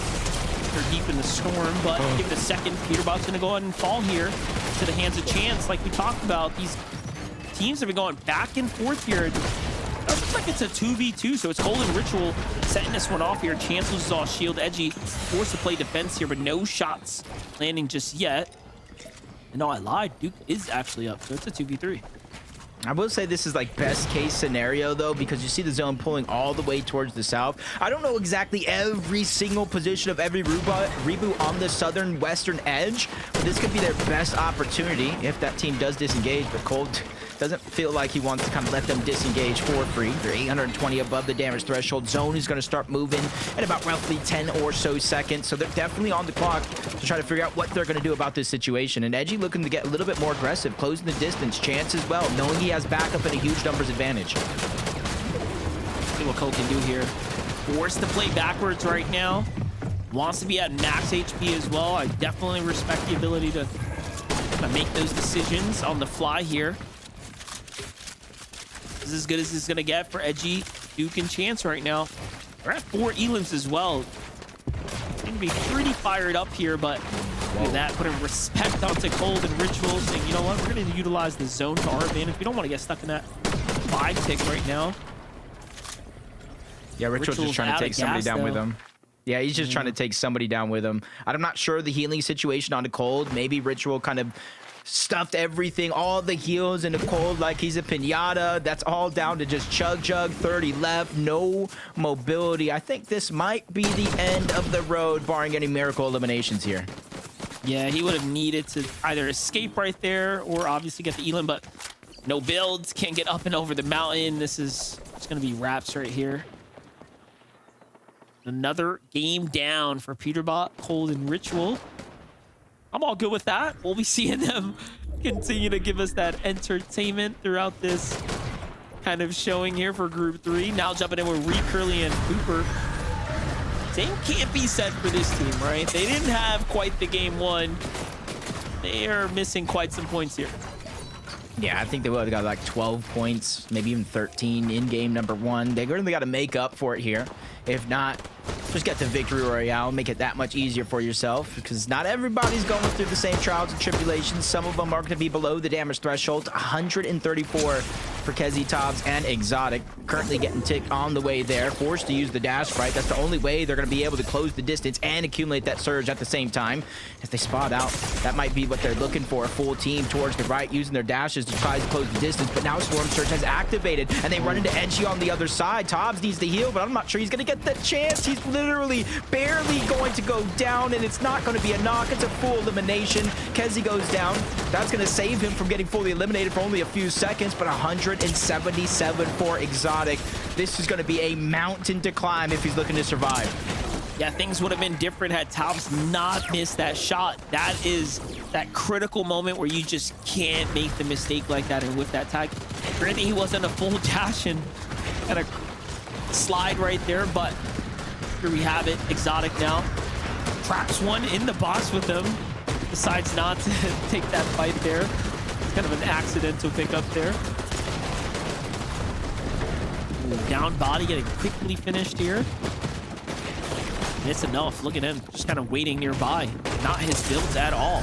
Cone comes through, very nicely done. He misforms out, but Exotic falls to another team just lurking inside the builds. Who's on high? Yeah. I was about to say the same thing. I see Reet. I thought he might have been on high ground, but he's getting sprayed from a team that's in the clouds. Only time will tell who that team is, and if it might have been too early, because they might have taken it at 8 zone, spending some good materials. But down below, Fred, Aaron, and Caliper, they've literally been scrapping the entire game just to get to this point. They can kind of close it out with a win, or even a top 3. They'll put themselves in a much better position than they were after the last game. But it's Cam, it's Osid, it's Soneto, and they're in the driver's seat already with 99 points. You know what? Makes sense. Saw them start this game off with like 72, 76 points. Just really running things up. Coming out of game 1, now they're keeping that momentum. And you know, it has seemed like the trend this weekend has been, if you take height first, especially in the earlier games, you kind of secure the win, you know? And a team that experience, I can see them riding this one through to the end. But look at the Elans just adding up right now for Edgy, Duke, and Chance. My gosh, they are putting up some numbers here. Yeah, that's what you do when you have an FNCS duo champion along with Chance, who's kind of earned his own stripes to be on a team just like this as they continue to dominate the low ground. Kind of making up for not being able to get a lot of points there in game number 1, but Veer, Noxy, Ozone trying to do the same thing. 2 eliminations so far. Not necessarily worried about Surge, having more of a focus on getting to the front side of the zone because they know at any moment things could happen. Sprayed towards the back. They land a good shot onto Fred. Sebi's there on the other side, but Noxy's making sure to hold their focus as they continue to tarp to the front. Gotta play it smart here. I like this kind of second ground hold right now, this mid-layer positioning. High ground should be focusing that team, so if they don't start to attack them soon, it's gonna start to go really bad for them up at the high ground layers. Meanwhile, Chance, Edgy, and Duke just kind of running through things right now. Reet, Curly, Cooper playing med-miss here, just kind of vibing out. They want to be completely capped off. They're playing deep in the storm just now, but I thought for a moment there, but no, they're just trying to stay as healthy as possible. Yeah, I think they know every team coming out of the zone might not be as healthy as them, especially not be as looted up as they are. Chance with his 5 eliminations, 11 overall for this entire team. But up above, I think that was Chris that finds a good shot on the one, forcing them to disperse into different directions. And that might have been it, because now Edgy's going down. Curly's the one that caught him off guard. Chance still trying to take fire from all angles, forward to the ultimate low ground. No mobility, no materials, and no chance at survival as they get taken down.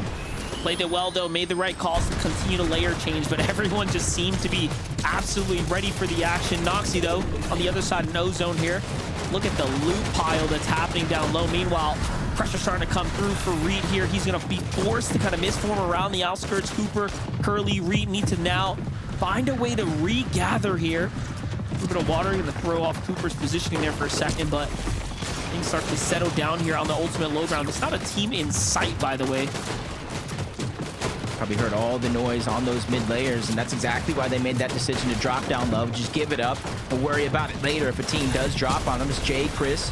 They're just moving on that layer that Reet did give up, but they're just stuck down below. They're crouching. Eventually, they might run out and have to go to the storm. They do have amendment smoke, but it's all about when do you use it. With his own pushing in their favor, now is the time, especially with the duo trying to push in. That's Veer, that's Noxy, it's Ozone. It's actually a full trio. They were able to get the revive, and they get a knock onto Curly as Noxy gets another one onto Caliper, keeping themselves alive. That's their 6th elimination here in this end game. Noxy, Veer, and Ozone come ahead after that entire clash right there. Cooper and Reet, the last 2 left alive here, standing on top of their build, forced to come down. They're going to block him out. Win conditions starting to be set up here for Noxy. He's got the heal off. Meanwhile, High Ground is doing what exactly? Coming back out of nowhere to find a couple elims. Siphon is going to go on and kick things off here. Noxy, though, losing teammates, but Ozone turn things around, and they end up winning the game from the low ground there. That was actually huge. Well played for them, because throughout it all, Monster, there was a moment Veer actually got knocked and they got the elimination. Instead of just abandoning him, they said no man left behind. They cleared out space. They grabbed the body and said, get back on up, Veer. Because of the eliminations, they had more than enough loot to make sure he was able to get his HP and shields back up for the eventual fight to win the game. That's a rare situation that we just watched play out right there, where the low ground team actually pulls a victory royale in these group stages. You know, we've seen the high ground teams pretty much run away with things, and it should have otherwise been textbook at that given moment. But congratulations for Noxus Trio down low, really fighting their way through it and fighting it through prominent teams as well. Just look at things from their perspective. They couldn't have timed the fight better against Reet's trio. Veer and Ozone playing just excellent Fortnite right there, but Noxy's tracking, he just seems so sharp. You got to give him a lot of credit. Yeah, and you can see Cam, you see Osid just trying to make that last-ditch effort from backside of the zone. It just wasn't enough, even with the misform. Congratulations one more time to Noxy, Ozone, and Veer for making the Major 3 Grand Finals. Zeke, are you still excited with 3 games left? You know, Jacob, that's a great question, and I have an answer, and that's my secret. I'm always excited. Congratulations to the trio. I think it's interesting that Monster kind of points out we don't often see that like low ground win. We see it like occasionally, you know, but again, just given the like situation we saw. At one point, we see the team on height. They had to kind of come down. Low ground, ultimate low is Reet, Cooper, Curly, right? They've got nothing there in shambles. And this is the opportunity, right, for Noxy, Ozone, and Veer to take advantage, to say, look, we just got to play this out. We got to wait for them to kind of fight each other and kind of like forget about us for just a single moment in time. And if we looked at like their build, and can you watch like this bottom side of your screen?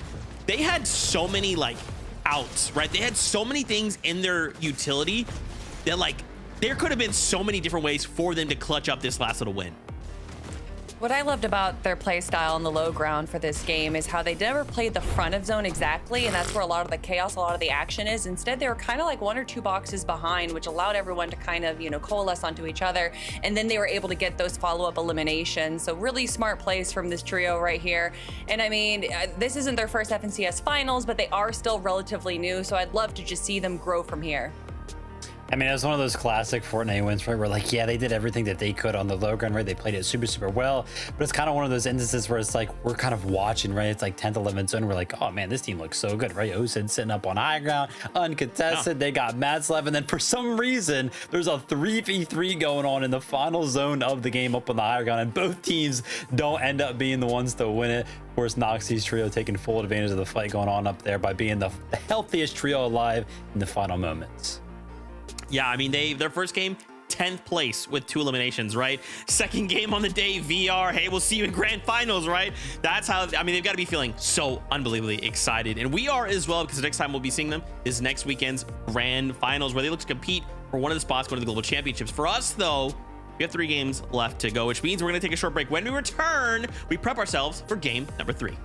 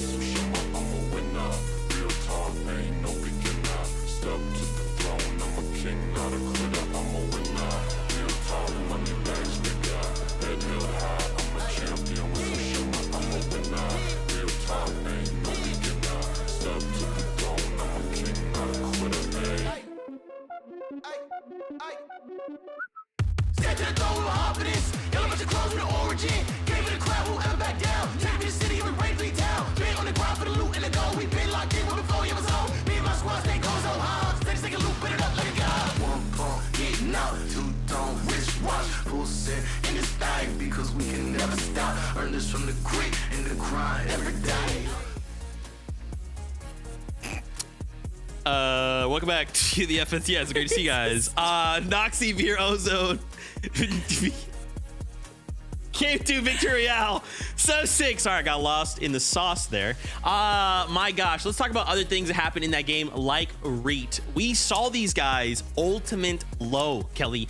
They were in shambles. Okay, I don't know that I've seen Reet in a situation like this in a long time, but for whatever reason in this game, something just, you know, there was something that didn't quite translate into the end game. I'm curious to get your guys' thoughts on what you believe may have happened, because I mean, when I'm looking down and I'm looking at Reet rat his way on ultimate low, I'm like, bro, what happened? I mean, we just saw how chaotic the low ground was, and that's exactly why, you know, a lot of the teams that were in the low ground but in the back, letting other people to fight each other, got the victory royale. But what I think separates tier 1 from tier 2 teams isn't necessarily what they're doing exactly right, but when things go to shambles, how do they handle it? And I really love the play that Cooper and Curly and Reet made, where they were kind of crouching down on the edge of low ground, kind of below everyone else's builds, which allowed them kind of just stay out of harm's way, but also reserve any of those materials that they could have potentially used in the end game there. So although not exactly the game that they wanted to have, I do still appreciate the changes that they made in that end game. Yeah, I mean, definitely needed that as well. Right after the first game going out a little bit early, it was kind of like, oh, okay, we still got like 4 more games to play. But in the game number 2, it's like, all right, we need to bounce back here. And that's exactly what they did, right? Instantly putting themselves back into contention for the consistency leaderboard with 72 points right there. I guess it's only kind of fitting, Zeke, to kind of talk about the team that's right above them on the leaderboard. Somehow with still 101 points, it's going to be Peterbot's trio getting a little aggressive in the early game once again. I think we saw some of this in EU earlier, right? Out of like Benno and company, they tend to go a little aggressive. And then the lobby's just like, hey, whoa. I respect you, okay? But no, we're done with that. Just go ahead and take a step back, Peterbot, all right? All right, King? Yeah, I mean, sometimes maybe going a little too aggressive, Viv, isn't the play, but like, I don't know. I feel like 9 times out of 10, this works for Peterbot. So like, I guess this was just the one time it didn't work out. Yeah. I mean, listen, we've seen this before, right? It's like, oh my gosh, Peterbot, you can never eliminate him, and then it happens. We're like, oh my gosh, wait, it's possible. But obviously, we know what they're trying to do right now, right? They're trying to play that aggressive game, and sometimes they're going to go down. Listen, it makes sense that Cold, Peterbot, and Rich will spell out CPR because this team needs to be resuscitated right now. They're in shambles. They're down. I think that this is the fall of Peterbot. But fortunately for him, they're still in 5th place. Even with these quote-unquote terrible games from them, they are sitting pretty right now in our leaderboard. And actually looking at the cutoff right now, 71 points. We still have 3 more games to go, though, Zeke. So there's still plenty of opportunity for teams that are outside of this top 10 to climb up the leaderboard. Yeah, that's true. I mean, like, it's Peterbot. I'm not worried, right? In case you're just tuning in, you're not sure what's going on. Either it's a win and in situation, so we get a victory all, went straight to the grand finals, or we end the day basically in the top 5 of consistency, which is really like top 10. Just think about it like that. With that being said, I also wanted to highlight super quick, Sid, Cam, Sneto, once again, a back-to-back consistent game. I mean, a 2nd place, and last game was 3rd, right? This time with 10 eliminations, 1 more elim. These guys are on fire. With that being said, though, I want more action. I want to see more of these games. So let's toss it back over to the casters to take us in. We're almost to that halfway point of the last group stage of Major 3, Monster. And I gotta go ahead and say it as well. Sineto, Cam, Osid, they've had 2 good games so far. If they continue in that trend, have 1 more good game, they'll all but qualify for the grand finals.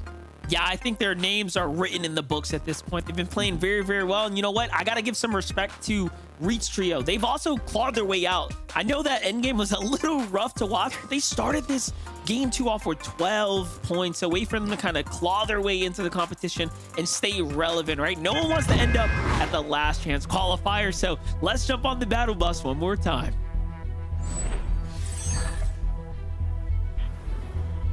Here we go, Jacob. Game 3 is kicking off, and yeah, I would say that Sineto's team is probably going to be one of the few that can definitely pick up a victory out now. Yeah, and it definitely kind of goes back to what they were talking about, the difference between EU Group 3 and some of the central groups that we were seeing around 163, 165 being the point threshold to get in. The only way that point threshold gets higher and higher is if these teams at the top of the leaderboard do not win a game. So when we look at Sineto, Cam, and Osid, if they win, it kind of alleviates some of the pressure at the bottom side of that leaderboard, and it kind of alleviates for teams like this that are going at it all day long. Contested fights, Utopia City. Neither one of these teams have had the day that they wanted so far, but with 3 games left, now is the time with the pressure on.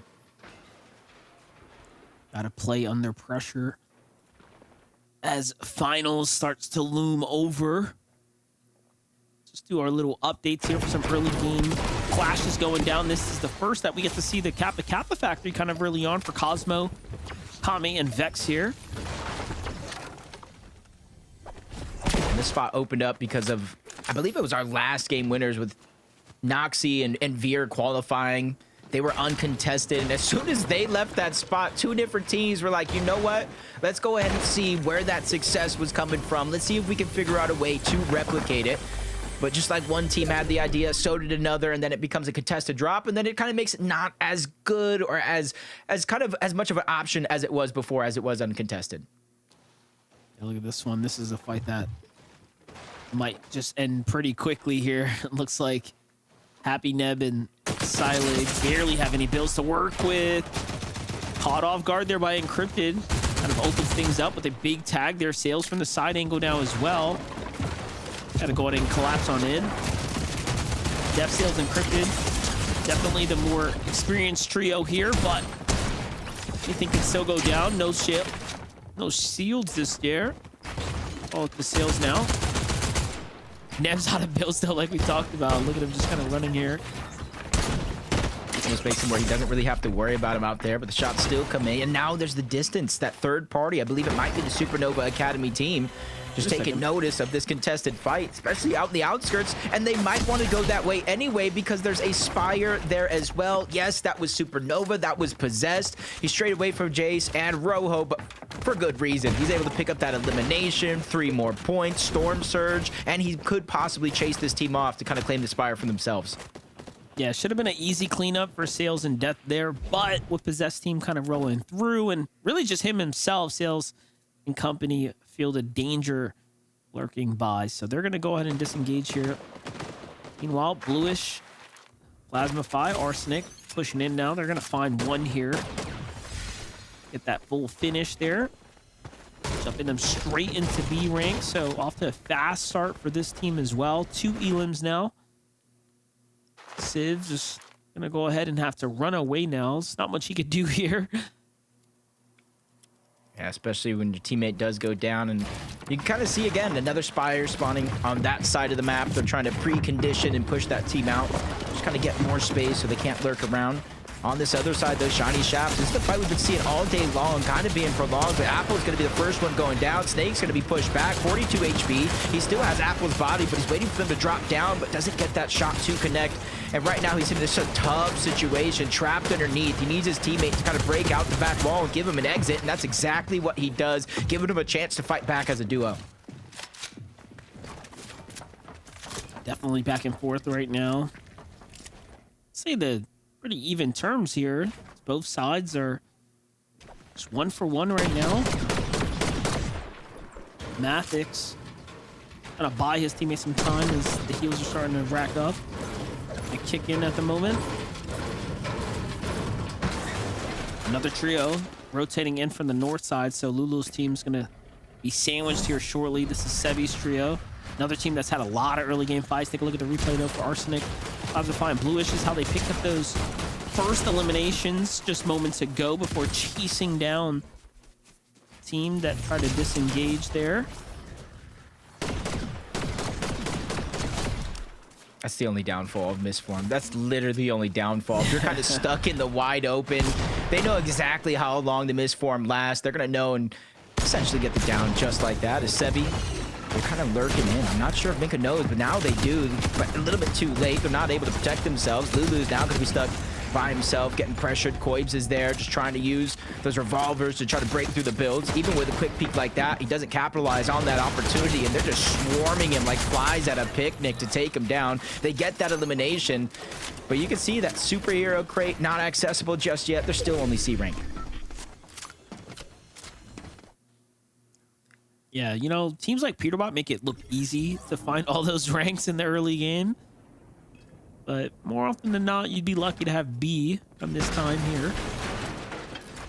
Even for Calipper's trio, who's been clearly in a whole early game fight. They're just fighting their way up to the C rank, but nicely done for them. They finally get to clean things up here at the Utopia City.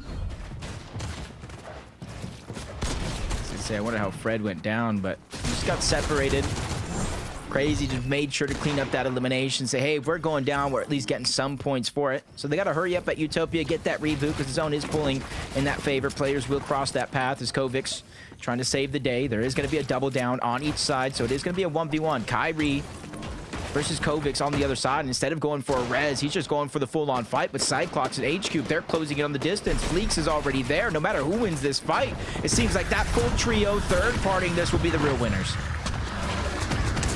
Yeah, I'm just thinking about the points here. 39 so far. This is game 3. You're really running thin on opportunities to find your points. So for teams that are falling early now that haven't really broken towards that top 10, they're going to have a tough time even trying to pull through via consistency. For Cyclops, VLEX, and H-Cube, though, talk about a big come up for them. That's a 9-point swing now. All of a sudden, they're very much in the conversation here. Top 10 was 66 when this game started, so they're officially roughly 2 elims off the trail. Chance's trio is only 1. Yeah, they were essentially the line when it started for Chance, Seji, and their trio, just playing this game a little bit different each and every single one. Typically, this would be a trio that you see kind of position on top of brutal boxcars. That's a center zone. You do have the mountains, and you beat every team there. But they've just been rotating rather quickly in a lot of these games, just trying to get some new position. You see them going over towards Shining Span. So this kind of leads me to believe that their focal point, they do believe the zone is overall going to continue to pull towards the south, or at least relative to where they once were. I mean, when you come out of game 1 and 2 and Peterbot's fighting you in the early to mid game, you're clearly in an area that they love to roam. So I think it makes sense that we're seeing them play far and away differently this game here. This is all but a strategy to get to finals for them. Nice job by Dox. Little side jump. Goes for the edit. Beautifully done there. Okay, reading things pretty perfectly here. Builds are weak, keys his way into the box, and just closes this one out. Very, very nice. That's going to clean up Sevi's trio. Putting them up to 70 now for Chris J. Docs, they get into another fight shortly afterwards, and it's going to go ahead and go in their favor, it seems like, as well. That's the replay there to kind of start that whole thing. And I'm glad they ended the fight as quick as they did, because in the mini-map, that team from their north was slowly but surely rotating in. Island instantly grabbed by Peterbot, Ritual, and Cold, just collecting all the medallions yet again. And they're trying to move towards the north. They know teams land over towards this side of the map, and most of these teams are going to be uncontested. And so they're just trying to figure out where they're positioned at, looking for Surge. And I think they might have gotten some sense. Maybe not know exactly where they're at, or even if they're a full trio, but something here leads you to believe that they saw at least one of these 3 players on this side of the map. What a map visual, by the way. Not a single team south or to their east. So the call to go north is definitely the right one right now, whether they caught information or not.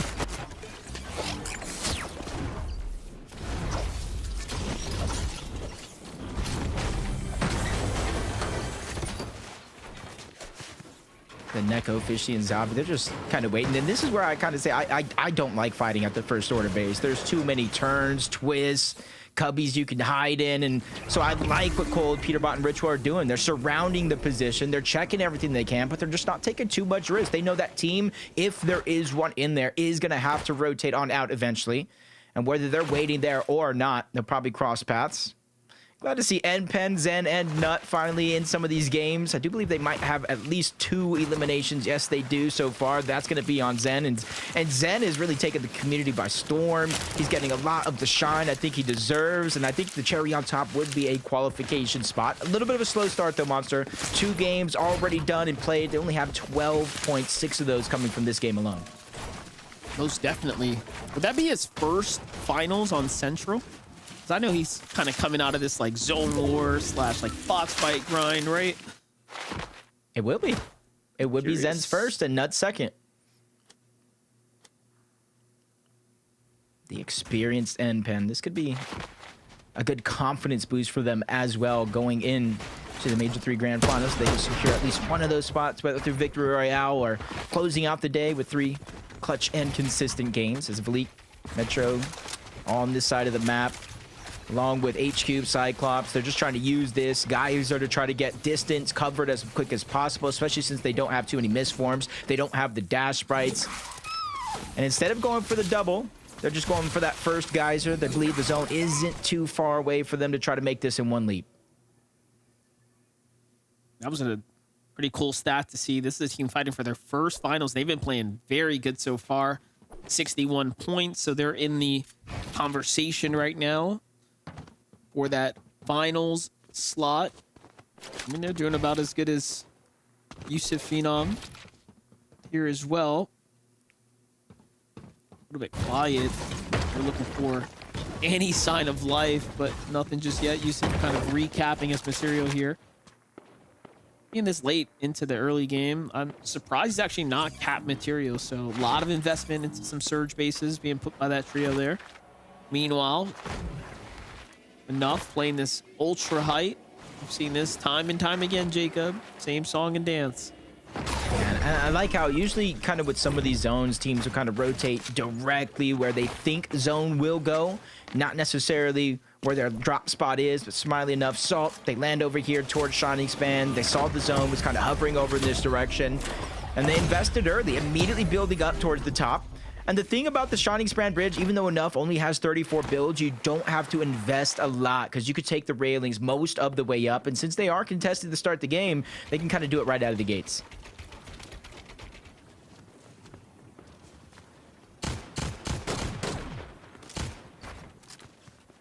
If Ruffy's team can make a rotate without having to build here, misforms coming out. That's the one on their heels. Ralphie just landed on someone. I don't know what just happened. Either someone was trailing behind that team or they either collapsed on someone by the tower there, but Skater's going to be the first to lose his shield here from Aim Red. That's really good damage by Aim Red in that opportunity. There's so many more teams making Utopia City their home. Probably get like a 2-bedroom apartment over there, maybe a studio. Either way, the zone's pushing everybody in this favor. And for their sake, not necessarily mine. You know I love destruction. You know I love excitement. But I'm hoping it stays over towards Utopia because it continues to pull towards that eastern side. There's a lot of open water. There's the bridge. There's different elevations. And it does look not just Peterbot, Ritual, and Cold, but even Edgy, Chance, and their trio are positioning on this side of the map early on. Yeah, it seems like Peterbot's hunting for someone here.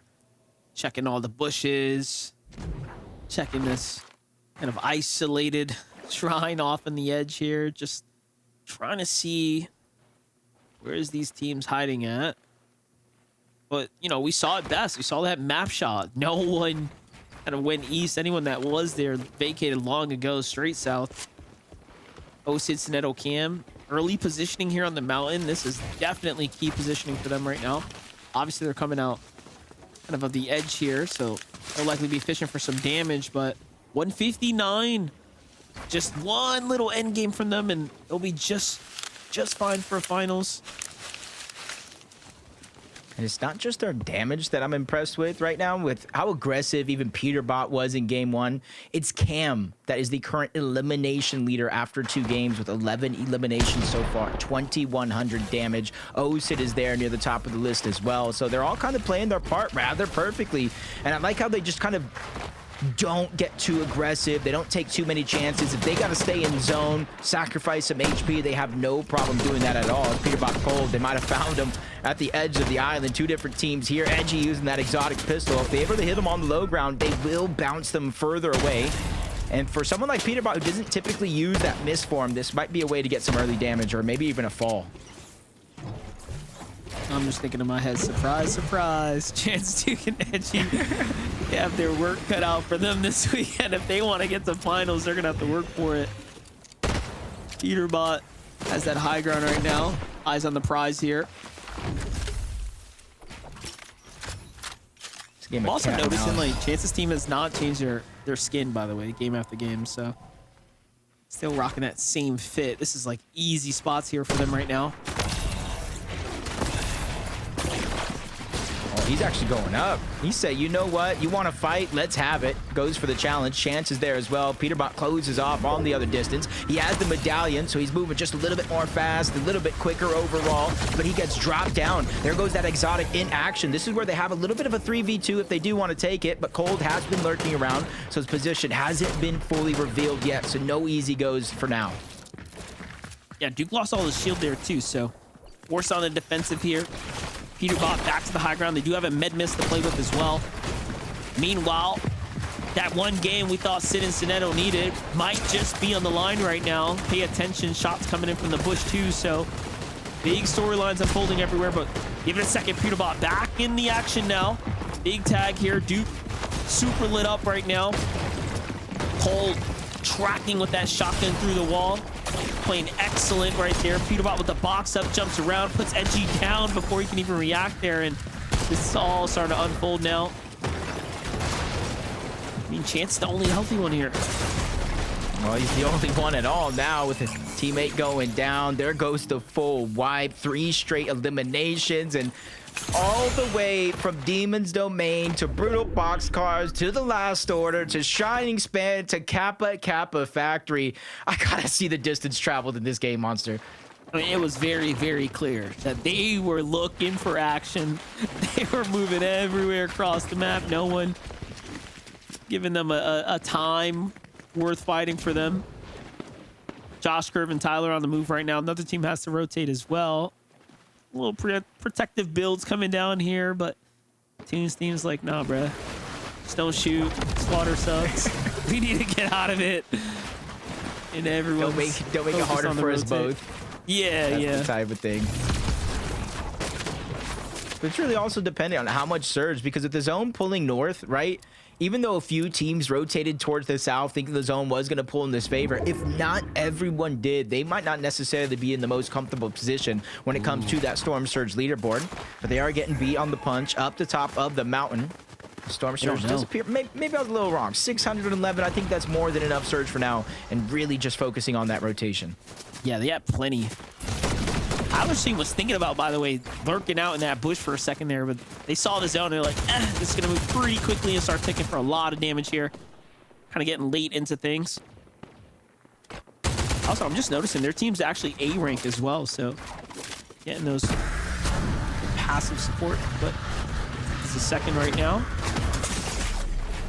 Ooh, big tags here from Tyler's trio, so continue to kind of put the pressure on them. This is what happens when you get beat to the punch on the rotate and you're side by side like that. No, they might have been passive because it made sense, but now look, you gave them enough runway to kind of get ahead of you, and they're gonna have to deal with it. Yeah, it's Nico and Zabi there on the other side. Not necessarily performing as well as I think they would up until this point, but started this game with 42 points. Every single game so far, they've been able to achieve some points. And we talk about like lack of tournaments and experience in the lobby. They've reached 12 different finals in tournaments this season. That's third most overall, particularly tied with second with Reet, Cooper, and Curly. Just so far with some of these zones, I don't think it has been favoring them. Then you add in the fact that you run into Cold, Peterbot, and Ritual. That doesn't make the game any bit easier either. For Sales and Death Ward duo just like a couple zones ago, so picking back up Encrypted here, kind of getting back into things from that slow early game start. No surprise that they're below the surge here. I like the use of the laser here in that low ground, but you saw those builds come down and Encrypted just took so much damage. Kind of both sides in a rough spot. This side of the map. This is probably the farthest pool in the lobby. Maybe one other team has it as well, but they're very, very quick to try to get on out of there. And then you added the fact that you're 68 below the damage threshold. So yeah, you Monster, you might want to focus on rotating towards the zone, but 68 below, you don't want that surge to activate and start taking that 25 damage every couple of seconds or so. Even if other teams can't see it, that you're being affected by it, they will hear that shield crack, and they will get a sense of it as you start to play aggressive. Things from Reet's perspective is they're picking up some elims right now, and like we said, just throw that first game out, act like it didn't happen. We're starting to heat up right now. Death and Sales can't catch a break here. Sales is gonna fall, has to be left behind. Multiple players in their vicinity. Dash Bobs come out here to try to keep them in, but what a shot! Just shuts down Death, who, by the way, had some HP there, too. It wasn't like he was super weak. Had a little something, so that was a crazy hit. Peterbot, Ritual Cold kind of reap the rewards here. These weakened teams right now. Just trying to count how many teams, like 3 or 4 possible teams, all just kind of fired off in unison in that direction, basically leaving no chance at survival. Caliber, Aaron, and Fred, they've done a good job in this early game. They got 4 eliminations. You saw above the damage threshold before it does deactivate. And they're not too far away from the current zone. So for them at this stage in the game, They just need to continue to outlast some of these teams. Top 16, one team went down. That's placement points 4-2. And every other team that does go down as well, those placement points will start to cascade in. You see Curve, Tyler going down the side of that mountain, trying to use the natural cover of that mountain to shield where they're at. You know what? They're still in this right now. Holding on right now. As a two-man operation, still earning points here, Jacob. Pretty impressive, to say the least. They just need about roughly 30 points or so, right? And they'll be pretty much qualified. Yeah, they've already passed the 2 NA Central group stage totals for the top 5 consistency cutoff. I think be safe, exactly what you're saying. Maybe reach that EU group stage mark just to make sure that you have nothing to worry about at the end of the day. As Peterbot called Ritual, they're trying to build up, steal away the high ground from one side of the zone to the other. They're just trying to make sure that they cement their position in the cloud so no team has a chance to challenge them. And rightfully so, they're using that misform because look at Cold's inventory. Yes, he might have the weaponry. Yes, he might have the Chug Jug, but only 22 builds. If this breaks out into a fight for height, I'm not sure they can hold it. Refreshes on the menu here. Curly, Reet, and Cooper, though, and a nice little kind of mid-ground layer so far. No one really giving them a problem, so they've got a lot of time to work with. Information being gathered right here. This is cutting straight through the Utopia City, so things are going to get a little dicey right now if you're on the low ground. Peterbot, Ritual, and Cold are going to have a lot of options to pick from right here. Tons of fresh builds are going to have to start to come through for teams that need to elevate up and over. There goes that refresh we were knowing that they needed. Oh my gosh, that guy had nothing, by the way. He picked up like 50 builds that were just generated from the elimination. Talk about unlucky for a second there. No material, no mobility for him to get back on up, and that might have been a mistake. He went to the backside of zone, and now he has to drop everything. There's no med miss smoke for Cold to get the revive. A disastrous mistake. I don't think anybody in a million years would think that type of thing would happen to Peterbot, and we're seeing it all really play out.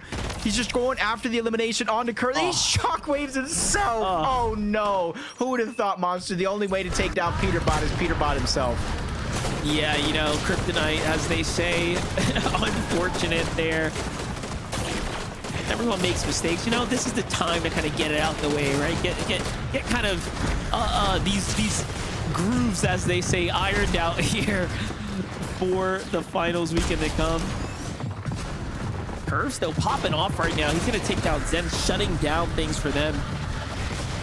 Ritual still has a chance here with Cold, though. They got high ground. They got plenty to work with. Saw Cold pick up those materials, so this is still big. We've been here before. Cold is going to be the one that's going to have to go down with that misform to go in and pick up those maps the same way he did for Peterbot just moments ago.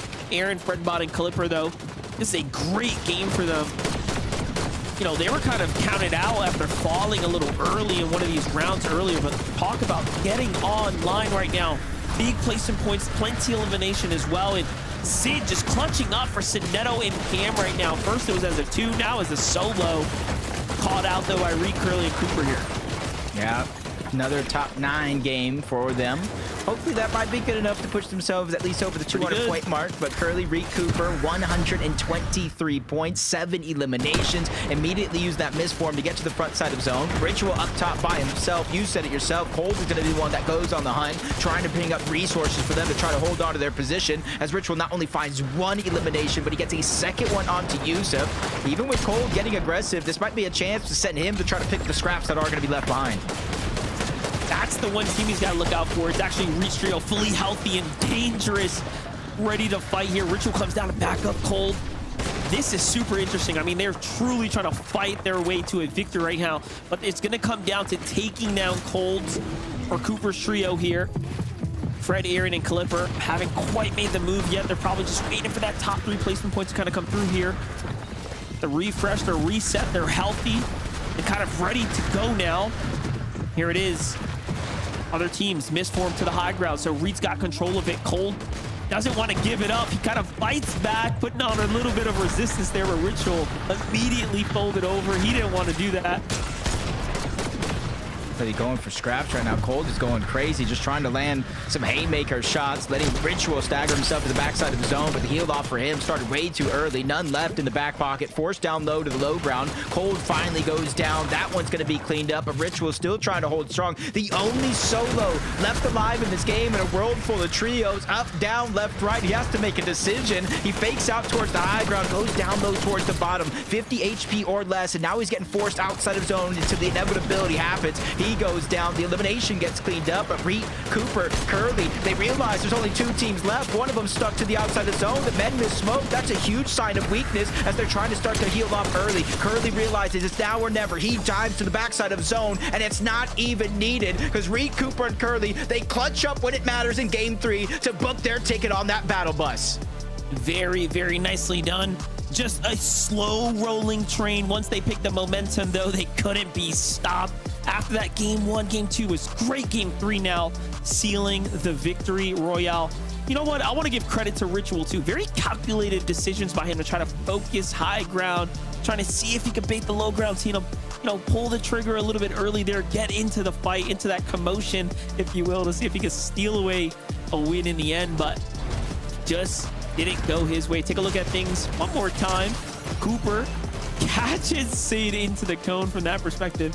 That looked pretty ridiculous, but here's how it all went down, man. Cooper played some excellent Fortnite. Talk about big tags there, and then to pick up that last victory royale. Well played for him. Match number 3 goes to Reet, Cooper, and Curly there. Zeke, what a game. Woo! What a Bro, game indeed. you know. Let's go, Reet. Woo! Oh, sorry, Zeke. Sorry, I got all excited. It was just I was in the moment there. But yeah, congratulations, Cooper, Reet, and Curly.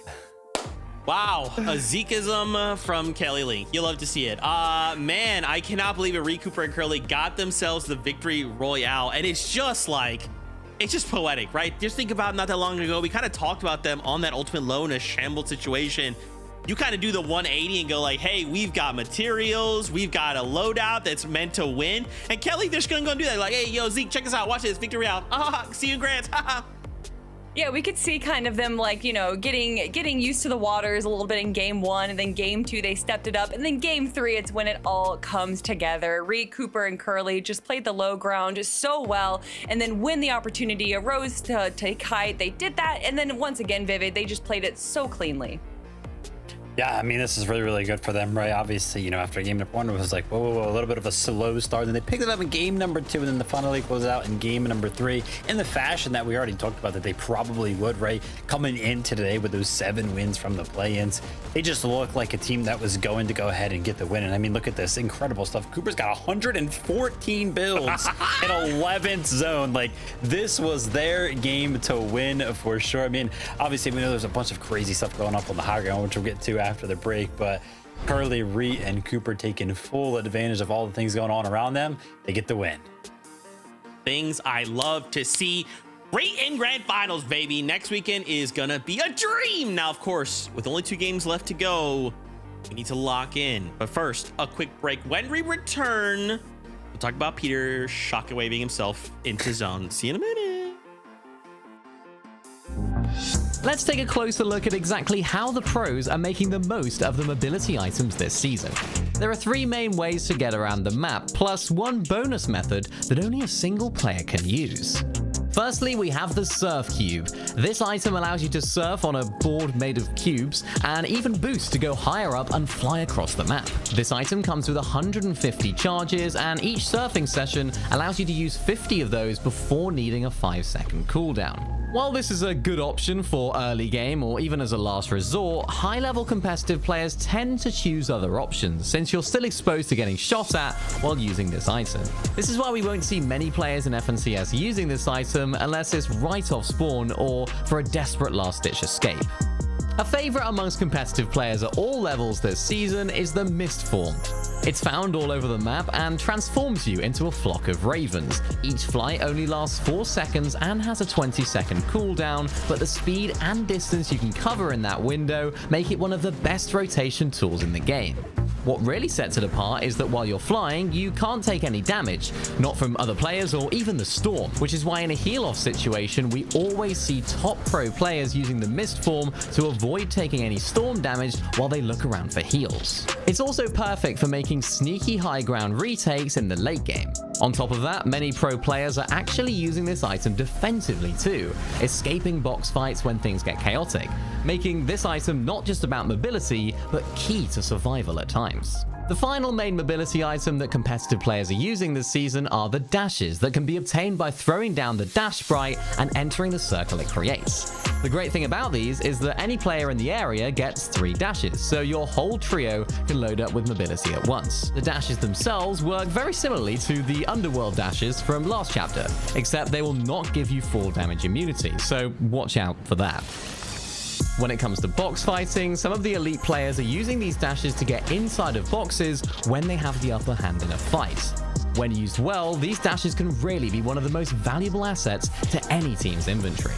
Finally, we mentioned at the beginning of the video that there's a mobility item that only one player can use, and it's Core's Shrouded Striker Medallion, which can be obtained by eliminating Core on the Rift Island. This medallion allows the user to have increased stamina, jump further, faster and higher, partial invisibility, and fall damage immunity. We often see high fragging players like Peterbot and Marius taking this, as they use it so well in endgame to dip in and out of fights, finding eliminations as they do. Sometimes top players even combine this medallion with the dashes to get full damage immunity from those too, making them a force to be reckoned with. Make sure to keep an eye out for these rotation strategies today in the Group 3 games. See you on the Battle Bus. Okay, so Peterbot had a little bit of a situation in this game. It was a real like no one makes me bleed my own blood kind of situation with a shockwave grenade. Jacob actually made me laugh really hard when he said no one stops Peterbot but Peterbot. You know, in the heat of the moment, things happen, you know. It's actually really funny. He went into Ozzy's chat and he just typed like, "I'm crazy." You know, it's God, seeing that again. Yeah, look, it's fine. Everything is totally fine, right? Like, well, I'm not even kind of concerned about them qualifying. They're basically in second place right now. The other two clutch up a third with 11 elims. I'm not worried. It's just funny. It's just entertaining out of Peterbot, which is, you know, it's fine. It's fine, Kelly. It's fine.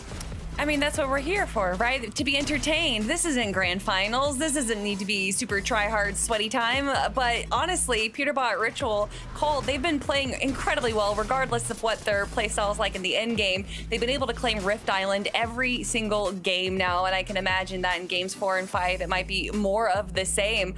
But honestly, what's a bit surprising to me, Vivid, is to see Soneto, Cam, and Osid, a team that is regarded a little bit lesser than Ritual, Cold, and Peterbot, above them in the leaderboard. Yeah, I mean, they're just playing super well right now, making it to every single one of these end games, making sure that they find themselves kind of in the mix. And honestly, listen, they've been playing super well. So, but you know, we saw them playing, you know, on the higher ground, on the lower ground. They're showing us that they can play multiple different ways throughout some of these games right now, which is just super impressive. I also like 7th place, right? Fredbot, Aaron, and Caliper. We saw them in that end game. 2nd place, 11 elims. The game before us, 6th place with 6 elims. And then their first game was kind of like middling, right? Like an 18th with 4, which isn't crazy. But again, if we're targeting consistency, right? We want to make sure if we can't get a victory royale, we can end in that top 5 or top 10 if you want to think about it like that. So I think this is a really great place to be, especially with only 2 games left to go.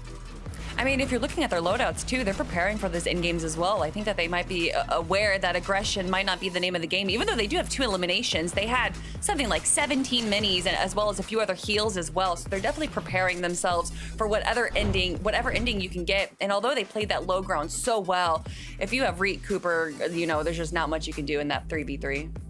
Yeah, I'm happy that Kelly kind of mentioned that. Yeah, if there's Reet and Cooper on the other side of things, because it looked like Fredbot and Co were kind of chilling in the zone, right? They had the med miss bomb kind of going off, and I was like, uh-oh, are Reet and Cooper gonna kind of be able to handle this heal off right there? And then like I blinked, and then like that whole trio disappeared. And I was like, oh, okay. So even though they're healing off in the zone and they got meds, Cooper and Reet just took the fight to them and cleaned them up real quick. So that was unfortunate for Fredbot's team, but still second place. They're sitting very, very pretty on the leaderboard. Oh yeah, man. We only have 2 games left to go. Guys, this could be it for some trios, right? If we don't make it to next week's grands, we got to fight through the LCQ. That's not the situation we want to be in. With 2 games left to go, what are you guys maybe hoping to see, or maybe even just advice, right, for any of the trios out there that with 2 games, they either have to get a VR or they might have to have 2 of the greatest games of their career right now?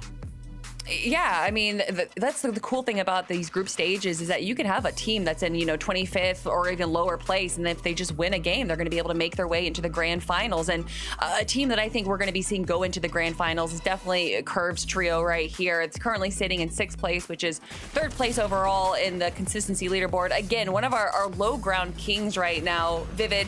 For me, Curve, Tyler, and Josh, they've just, been playing really consistently, but maybe not necessarily the blowout game that they need for a win.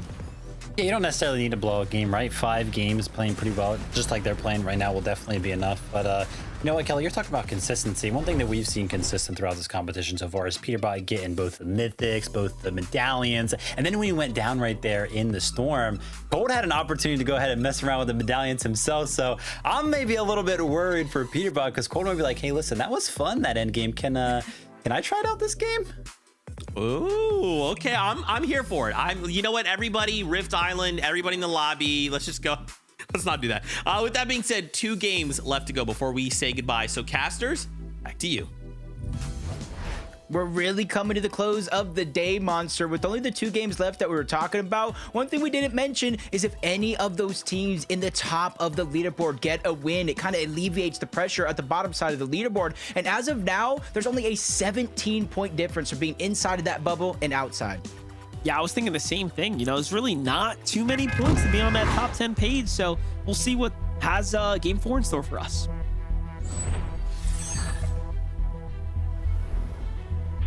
And here we have it. Game 4's kicking off. I'm thinking about those overall points. I mean, who's to say someone can't pull a big 80 or, plus point game essentially and all of a sudden be in this conversation for the top 10?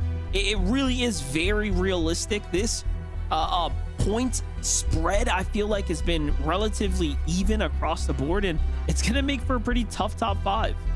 Yeah, just kind of thinking about it. Obviously, you think about the win, kind of 1,000 points, and any other competition it's 65. But even a second place, 10 elims, get you that 80 points that you were talking about. I know it's a rough road getting there, but with a lot of change-ups happening, uncontested Utopia this time around, with Reet, Cooper, and Curly qualifying out of Flooded Frogs, that opens up another drop spot on the map. And already after game 1, 1 team moved over. Game 2, Kappa Kappa, 2 teams moved over. So it only can imagine here with Flooded Frogs, a great POI opened up. Who's going to try to take that chance? I'm actually surprised, though, that Utopia is uncontested. Typically teams will just stick at the draw spot when they've decided that they're going to contest it. Obviously, this format is a little bit more forgiving, given that, someone can make a different call, but, a lot of times ego gets in the way of smart decision making. So respect to that team for backing off. And hey, Caliper's team is playing very, very well. They are deserving of Utopia City so far, as they've been the victors of the drop. Jumping in with Lulu Minka in all in God's hands, though. Back to the shiny shafts. This is what I talk about. Ego, right? Kind of blocking the bigger picture here. They're just fighting this one out game after game. Yeah, and already you can kind of see 1 elimination on the back of Snake. They're not necessarily going straight in. They're just trying to loot up. If they find him, they find him. If they don't, they don't. Apple's there on the side, all in God's hand, just try to go for a quick spray, realizing the rest of the team is now converging on their location. He tries to back up, but too little, too late. They're all there. They're trying to jump on. Even with Mathematics getting damaged just a little bit, it's just not enough. 3v1, make it 2v1 as he gets at least 1 knockback, but not able to clean up the elimination. They go down without a point. Maximum pain being issued there. Nice little pickup for them. Quick finish to the shiny fight as well. Back on over to Cam, Osid, and Soneto. Talk about a clutch, man. Losing their teammate so early in the game, running it up as a duo, but Sid really going the distance at the end there. just to keep them super relevant and at the top of the consistency page. So this is excellent Fortnite for them. Very deserving of their finals position to come here. But just got to close out strong now. Just interesting decision here from Metro, Stupid, and Civ to kind of contest resistance space. It's a great drop, but honestly, I would say go for it. But you're going against a team that's already proved that they have the hot hand. They have 189 points, so they almost have nothing to lose here in this situation, even if they're able to pick up 2 eliminations and then go down shortly after. But Sineto just going on alert, feeling brave. Full duo is going to be right above him. Fires that shot. That's his position going known, but he quickly tries to disengage on out. The whole team is trying to chase him down, realizing this might be the only chance to catch him off guard. You see someone else kind of lurking on the outskirts here, so looking to play that surprise factor. Sid takes the air here. Bubba doesn't even want to shoot. Not just yet. Got options to pick from here. Gonna wait for the perfect timing. There it is. Shots coming from behind. It's gonna be onto Civ. Cam gets bailed out for a moment there, and probably gonna be pretty okay with this turnout here. It's unfortunate because now they were trying to push Osid's team, but they're stuck in the middle between 2 different ones. You see they have no choice but to try to go right back into resistance base, try to farm up, not necessarily be the team that's poking out over the top. And you see Sebi rotating over. Labuba's inside as well. Everybody here lurking around, but Sebi just got spotted out. Metro's there. That's a lot of information, even if it's only one player being spotted out. Big tag there off to Sebi. Traded shots though onto Bubba there on the other side of the wall. Bubba, great job though. Finds himself a little elimination here. The knock comes through. Civ throws his teammate off to the side though. Things gonna slow down now. Sid's trio still debating on returning back to this action. So if this doesn't end fast, it's gonna be really bad for what's remaining of the teams here. I'm surprised they didn't actually finish the fight there. Definitely a little bit of a slow play by them. Probably going to be regretting it here shortly. Yeah, Civs just took a lot of damage, even with the revive onto Metro. See him trying to just take that top-down approach. Civ gets caught off guard yet again, and so does he. Sebi's in there into the mix. They trade shots back and forth. Another one's going to go down. That's Sebi picking up another elimination.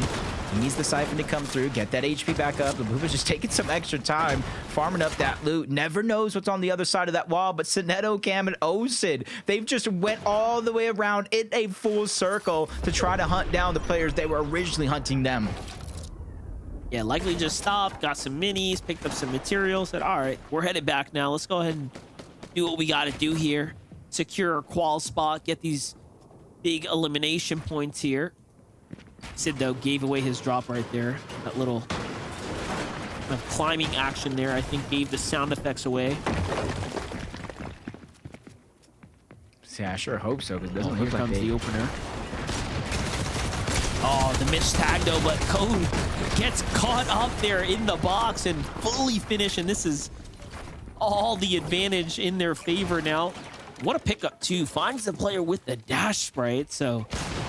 now it's going to be a major, major advantage for them now. As if having a man up wasn't enough, Cam finds Bubba there too. That's 2 straight knocks, and you see everybody else in the minimap dispersing in different directions. They at least want a chance to get the reboot card back, and that means staying alive. And yes, I did see this in the feed. Peterbot is already down and out. Edgy was able to clean up that elimination. They work together. They get cold as well. The pressure is on Ritual to try to survive. He's in a 1v3 situation, using the misform, trying to reposition down below, but Edgy's quick on the chase, and they have the Superman sprite. They're going to melt through these builds, not giving Ritual any time to heal in this situation. His chances there. The bait and switch. They're making sure to keep constant pressure, not even give him a single second to pop the mini. And as soon as he pops the med miss smoke, he can't even utilize it. Edgy hunting right now. Ritual misforms his way through the side. Can he find an opportunity to go ahead and reset here is the question. Dashes are going to come out, but it doesn't look very good. Moments away now from disaster, though. No time to heal either. Shots have to come through. He doesn't even land the one that he needs, and he's forced to miss. That is interesting. The one counter to the misform is basically someone with triple dashes, right? It kind of moves faster, traverses more distance in a shorter amount of time, and This is it. So, hey, we talked about Edgy, Duke, and Chance want to earn it. They're going to have to fight time and time again, and respect to Chance's trio for making it happen. Yeah, they really, and when I say really, all caps, underline, bold letters, they really have to make this game count, because how many times they're going to get the opportunity when you're clashing with one of the best? You're getting hunted around the map, and you're able to take him out. Peterbot did not see this one coming. Full trio in a push. That one's easiest, and you know as well as I do, he typically has all of the good loot, so getting him down first was taking down one of the harder players. You're able to steal away resources and a lot of utility. I love that because, like, even if you could, you know, generally predict the direction a team's in, when you know someone's hunting for you and you just wait it out, that's just like, you know, the hunter gets hunted. So you gotta respect it, like, all across the board, read like a book, and more can you say. This is a tough situation to be in, though. You didn't even have time to celebrate before Tyler, Herb, and Josh show up. And not only are they a team that have shown up, they've been playing very good on the day. 159 points here, so Edgy losing his shield here. It's going to give them even more confident, and they already have the confidence. And some HP as well throughout it all. They continue to trade shots, though. Back and forth, back and forth. Chance seemingly the only full health player on this team, so he's kind of taken the lion's share of that focus, just trying to fire back when he can, spray out some of those builds, get control. On the other side, you see Edgy and them build some extra space for them to work with. That way, if they do break through the first layer, they have a whole nother one they can back up into. Up until a point right now where Josh, Curve, and Tyler, I'm not going to say they got bored by any means, but now that the dust is settled, the zone continues to move towards the north, they're just going to continue to focus on their rotations. This was nice, you know, get into a little scrap, get a couple damage hits off, and kind of let things simmer, play for the new zone, pick things up later. Sid, Sinetto, and Cam, though, continuing to keep the action going for themselves. They just don't stop. There it is. Couple elims away from surely being fully solidified to finals. Sinetto, Cam, and Sid really showing us that they are deserving of a finals position and standout team here in the Group 3 setting. Oh, I was saying, ran out of dashes right there, Sinetto. Just kind of gets cut just there for a moment, but his teammates were able to kind of stop the runaway train. That is Kezi, able to get the knock and the elimination. Siphon's going to help a little bit for Sinetto. Plenty of minis, bigs there as well, and just kind of just add to the fact about how well they're actually playing. Look at what they're going through. I know we haven't seen them off spawn every single game so far, but this is nothing new. They've been contested not just by one, but multiple teams in and around that POI, and for them to be as good as they have been playing, unfortunate couple of mistakes there, but even then, look at that. They're able to get good damage back to alleviate the pressure Sinetto was just going through. Nice little pushback here. Good defensive measures. Plasmify has to get back that mid miss though. Try and cap off here. Sid, Sinetto, Cam have the pressure of the zone too, so this is going to be important to kind of reset right now. See what they can make happen. There goes the dashes for the team. Plasmify's trio earns the respect of Sinetto. They're like, all right, we're pushing our luck here, maybe. Go ahead and ease out, play for some material right now, and also, I was gonna say, maybe they hit that A rank, but not quite. Still just got a little bit more to go. That B rank's gonna be enough to open up a couple more of these chests on the outskirts of the north side of the resistance base, and the zone's kind of pulling all the way over here as well. So you got to imagine the team that was brave enough to try their luck at the flooded frogs with Reet, Cooper, Curly qualifying for the grand finals, opening up that as a drop spot, and whoever did Monster, they got that luck of the pull, the zone going in their favor. Sinetto, Osid, Cam, they had enough of the contested fights all on the north side of the map. They're just trying to take a slower approach to this mid-game portion. With how much damage they've had, they got to think that they're pretty high up on that Storm Surge leaderboard. Super important to be there, especially as we start getting into these last games here. Phenom Yusuf. King Peace just trying to hold form here.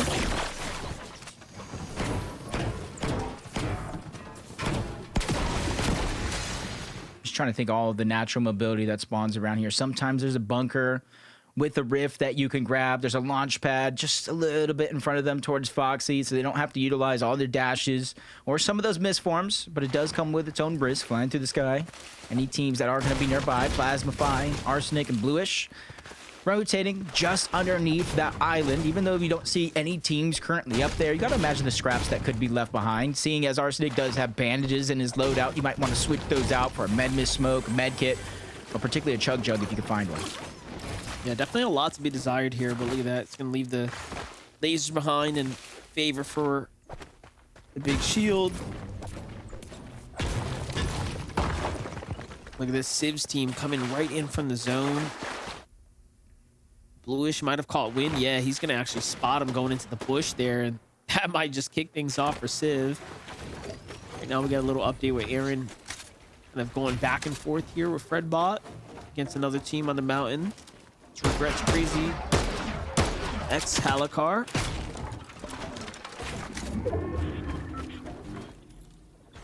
Yeah, 153 points. This is kind of something that we spoke about yesterday. I'm interested to see how the rest of this game plays out for them, but they just need a top 10, a top 8. They'll be within that point range for the top 5. Inconsistency, especially with one more game left after this. But how do you handle the pressure? We saw some teams throughout, not just yesterday, but Group 1 as well, kind of switch up their strategy, play a little bit slower than what got them to that point. And that's why I want to see Fredbot, Aaron, Caliper kind of close out the game strong, continue to build that confidence, especially if you get into that point range threshold where you almost have nothing to lose.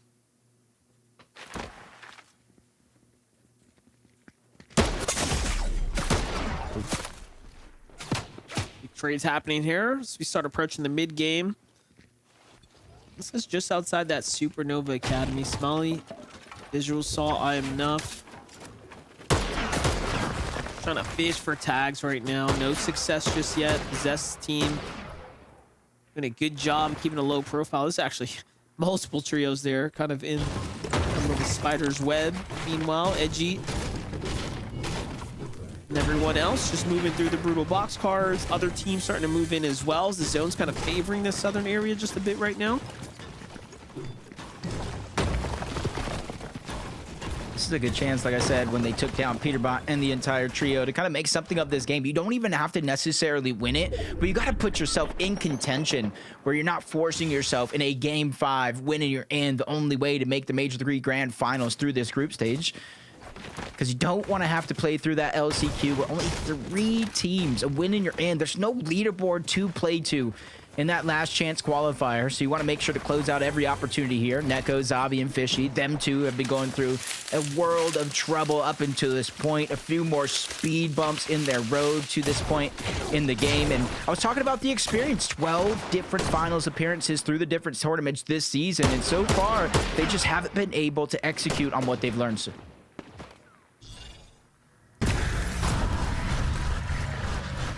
good execution right here from Ruby's trio. Dead center right now, big tower, plenty of options to choose from. He should be well in ahead as the surge kind of activates here. 786. Yep, very telling of a team that's got a position like this currently set up. It's just unfortunate. Kind of get caught off guard, delays down. Hadi's already eliminated. KSM just gets sent back to the lobby with the rest of his team, and that's one team right there, Monster, that's going to have to be in a win and you're in situation going into game 5, but at least they have one more chance, and sometimes all you need is that one chance overall, especially if another team kind of qualifies here in this game, alleviating the pressure at the bottom side of that consistency leaderboard. Yeah, game 1 showed this, right? Like, anything can happen in the end game. Teams can definitely squeeze out victory royales. Against all odds, it's not going to be easy.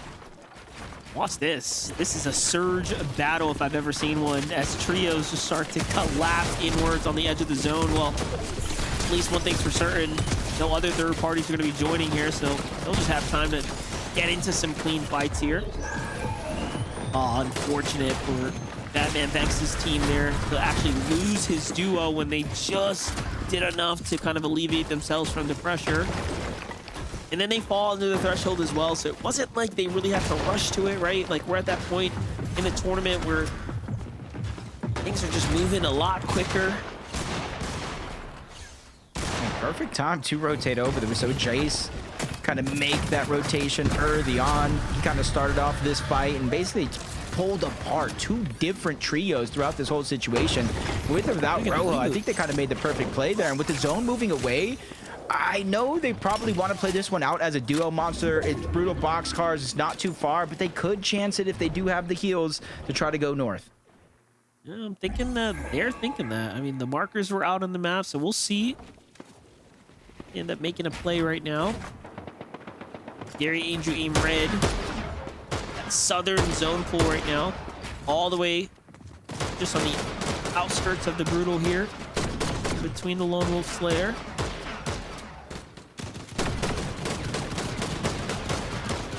That was lobby focus. Look at that. Yeah, angles of which all the fires coming in. North, south, east, west. And sometimes, even though like Gary has the DMR, he's not going to do a ton of damage in that spray. As long as you start the lobby spray, even if you don't get the elimination, that's one less player. That's one less team in your path to cross that finish line. Down below, Edgy, Chance, their full trio, just not taking too many risks. They've kind of already did that while taking down Peterbot earlier in this game. So they're just trying to fly under the radar, move and go after eliminations when you have to. It's Cowper, Fred, Aaron. They're just going to stagger themselves back just a little bit to tick into zone 4 now, but they're definitely going to be on the clock. You don't want to get caught in that 5 tick, knowing there's just a massive pool across the map. They do have that med miss smoke that I do think they're going to try to utilize here right before they try to miss their way out. I'm thinking. Trying to figure out the game plan right now. I know they want a med miss, but this team in front of them, they're pretty much putting a big target on their back right now. But they are in the storm here. There goes the focus shots coming in.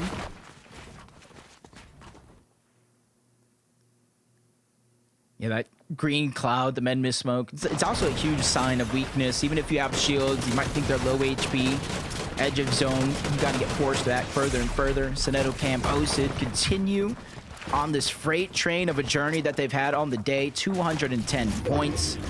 Top of the leaderboard in terms of consistency. Always finding these opportunities as Happy gets tagged up, not once but twice. The knock comes to fruition, and he fires off yet again to clean up both of those eliminations. And that's going to bring their total here to 9, almost reaching that double-digit mark with still more than half of the team still left in the lobby. And you know what? Some upgrades there as well. Look, Dash has come out of that. Saw a little med miss there for a moment. So some pretty big pickups on the outskirts and the backside of the Lone Wolf layer. Keep in mind that's natural elevation as well. So they're working their way top down right now. They're not going to have any problems to kind of situate up for a potential high ground now with that refresh there. So could be all she wrote. I mean, they definitely have enough points now. They are going to finals. They want to win the game now and give others a chance. It's pretty much up for grabs here. 136. You're kind of seeing like the difference of how players are handling the storm surge, where they're above or below, barely above. 136, even though that can flip at the drop of a hat. They're staying confident, looking towards the backside of the zone where everybody's stacked up to continue to fire shots. They're going up a little bit, falling down, but they're making sure kind of never really fall below the damage threshold. This Caliper trying to alleviate some of that pressure as Fredbot Aaron trying to heal up, but Fredbot's not going to get that chance. He's going to get taken down. That's Curve. That's Josh and Tyler on the other side of those builds. Just continuing to not only steal away control, but steal away as much of that positioning on the other side as possible. Yeah, very good edits there by Caliber, but they cannot make any risky moves right now. They are too close to the finish line here to drop it now.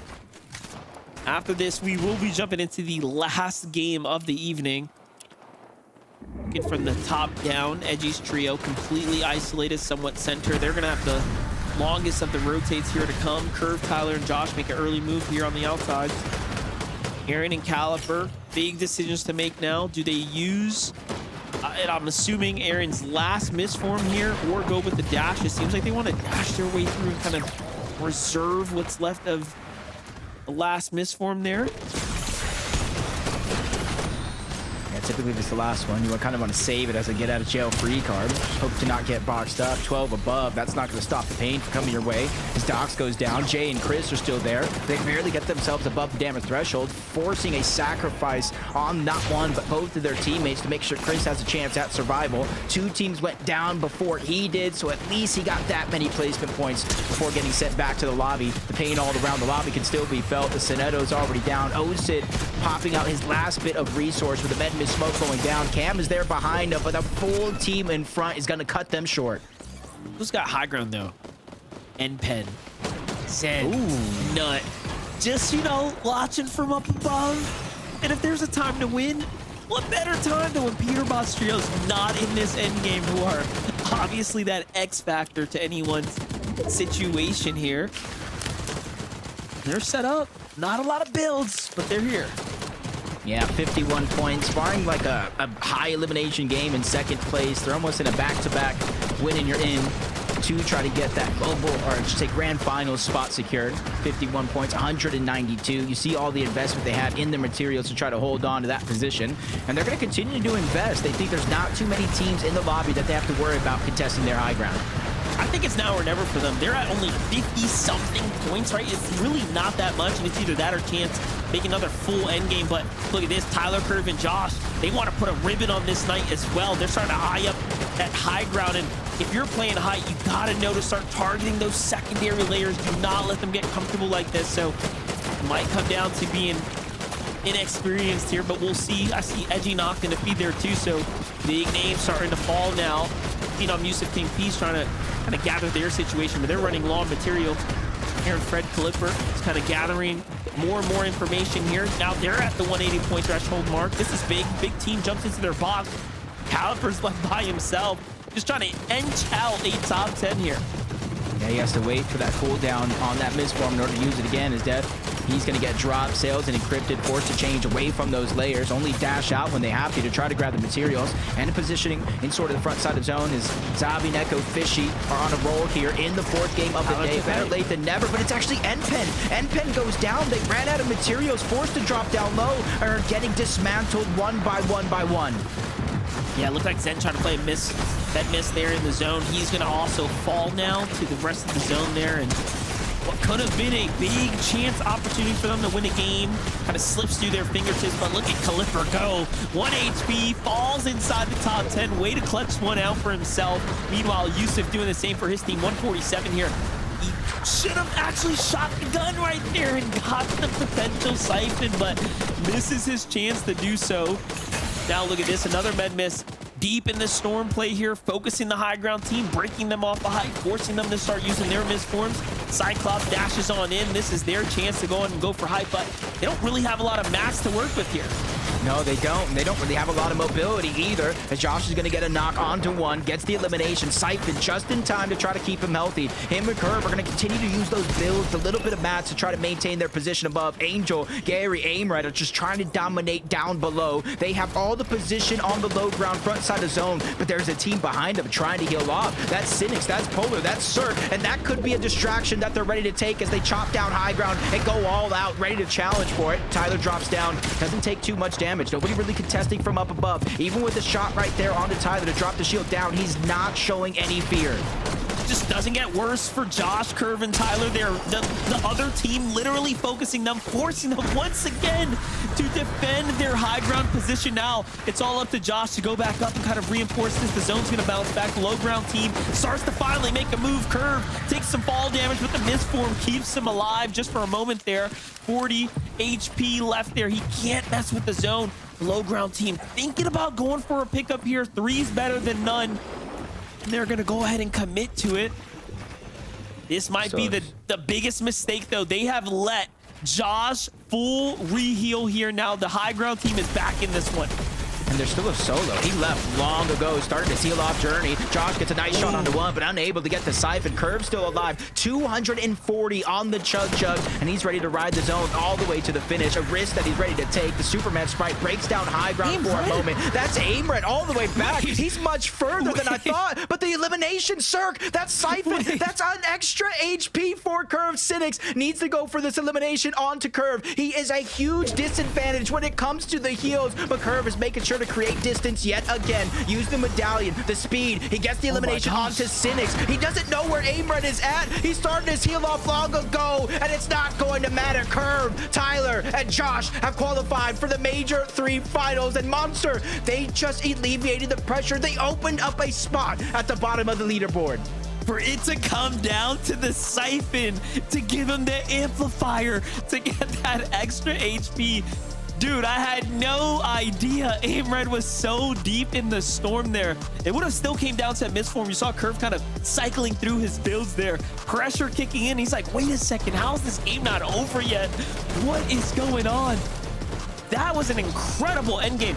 And so deserving, Jacob. Tyler, Josh, and Curve successfully retook high ground from Zen's trio and MPen there, but also defended against two and then fought in a clean 3v3 on the low ground. What a game.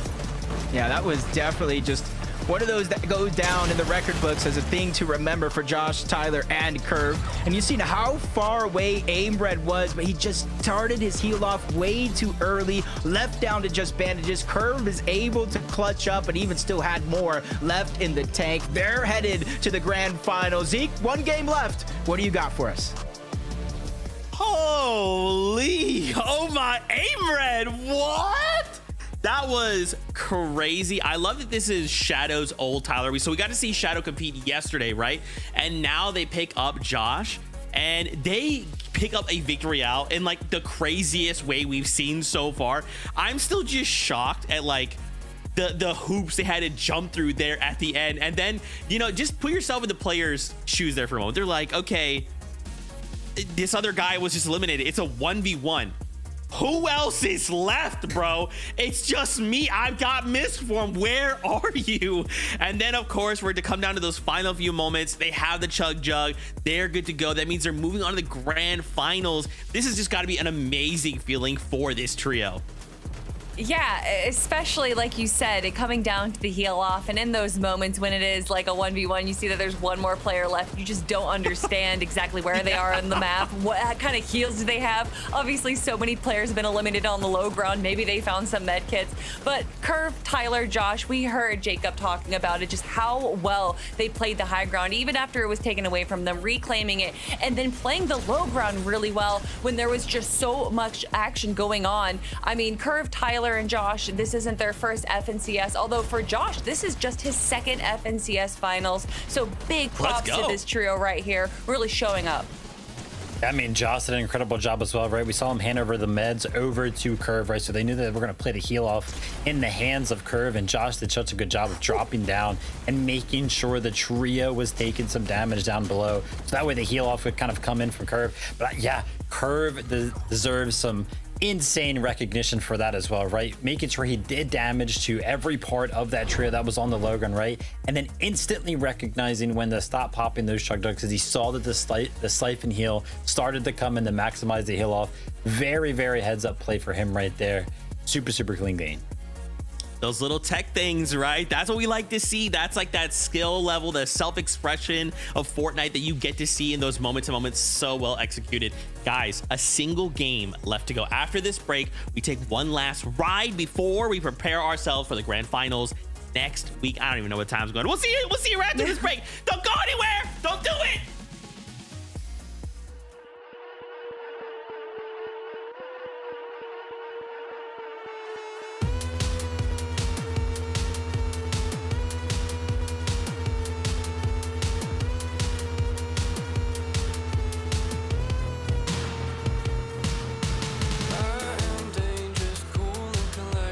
Confident with style and respect. A little bit of suppressed rage and a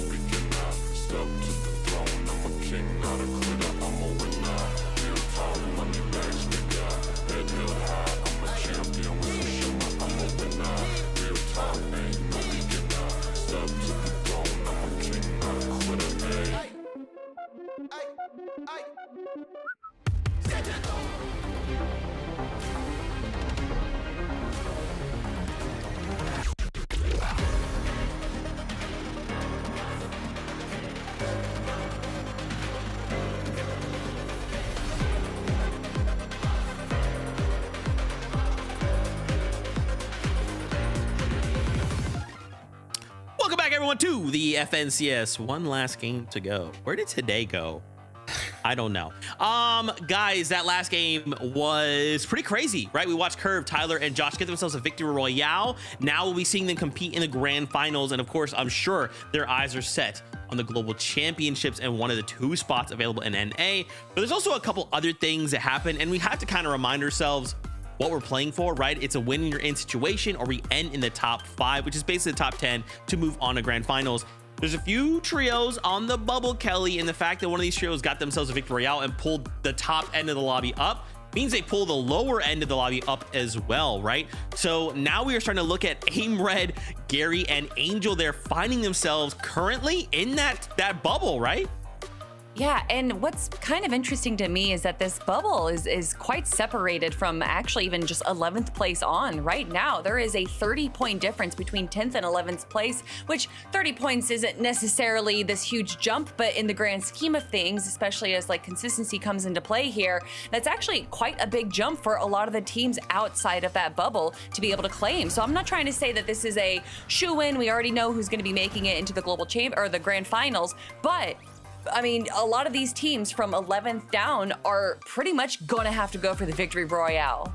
Yeah, it's going to be crazy stuff right there. I mean, what a clutch game, right? Zeke, we kind of came out of game number 4 right there, and you didn't even kind of give it a reaction to the Curve winning the game. You were like, Aim Red. And yeah, I mean, that's a good shout, honestly, right? Because that second place right there, Aim Red and Co., they were in 18th after game number 3. They only had 63 points. So incredible clutch for Aim Red to kind of go out there and utilize the campfire. And yeah, turning the page here, there's a bunch of teams kind of in the spotlight here. One of them's gotta kind of be Edgy's trio, right? Man, they've been under a lot of heat today from Peterbot's trio, right? And going into game number 5, the question is going to be, is that going to repeat? It's a tough situation, man. It's a tough, especially with the last game, you know, like you don't want that to happen. But if it is going to happen, they need a plan, right? We also wanted to highlight here, Osid, Cam, popping off. I mean, what in the heck? Soneto alongside of them, 231 points, basically in first place now, right after that last victory. Royale pulling the whole lobby up. They have been very consistent, right? Only having one game outside of the top 10. But even in that one game, which was a 14th place, they had 10 eliminations. So these guys are going crazy. They're slaying out. I guess my question would be, can we translate this to a grand finals lobby? It's really hard to say in comparison to the group stages, honestly, because we don't know what like the lobby is going to look like until we do get into the grand finals next week. So although they're playing absolutely incredible today, and honestly, they deserve all the praise. They really have been so consistent. I don't think a lot of us were expecting some trios to be more consistent than Ritual Cold and Peterbot. But it's just so hard to say what we watch here today and then what we are expecting to see in grand finals is two very different things. That's so true. Really quick, before we get into the last game, is this it? Vivid, could we see a win from Peterbot? Could we see them finally take it serious and get a victory royale? I mean, in my opinion, it depends on what they want to do. They want to go for that continued early aggression they've been going for, or do they want to play for the win? Hopefully for the win. What do you think, Kelly?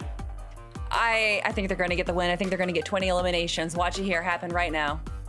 20. Okay, well, Kelly looked at my script. Don't worry about it. We're going into the last game of group number 3. Is it Peterbot's game? Let's find out.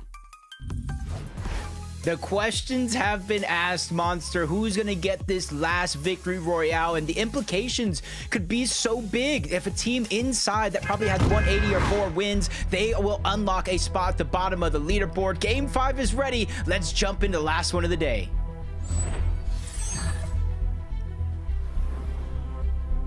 I'm definitely with you there, Jacob. Game 5 is ready, and we are here. We get front row seats, of course, to the action here.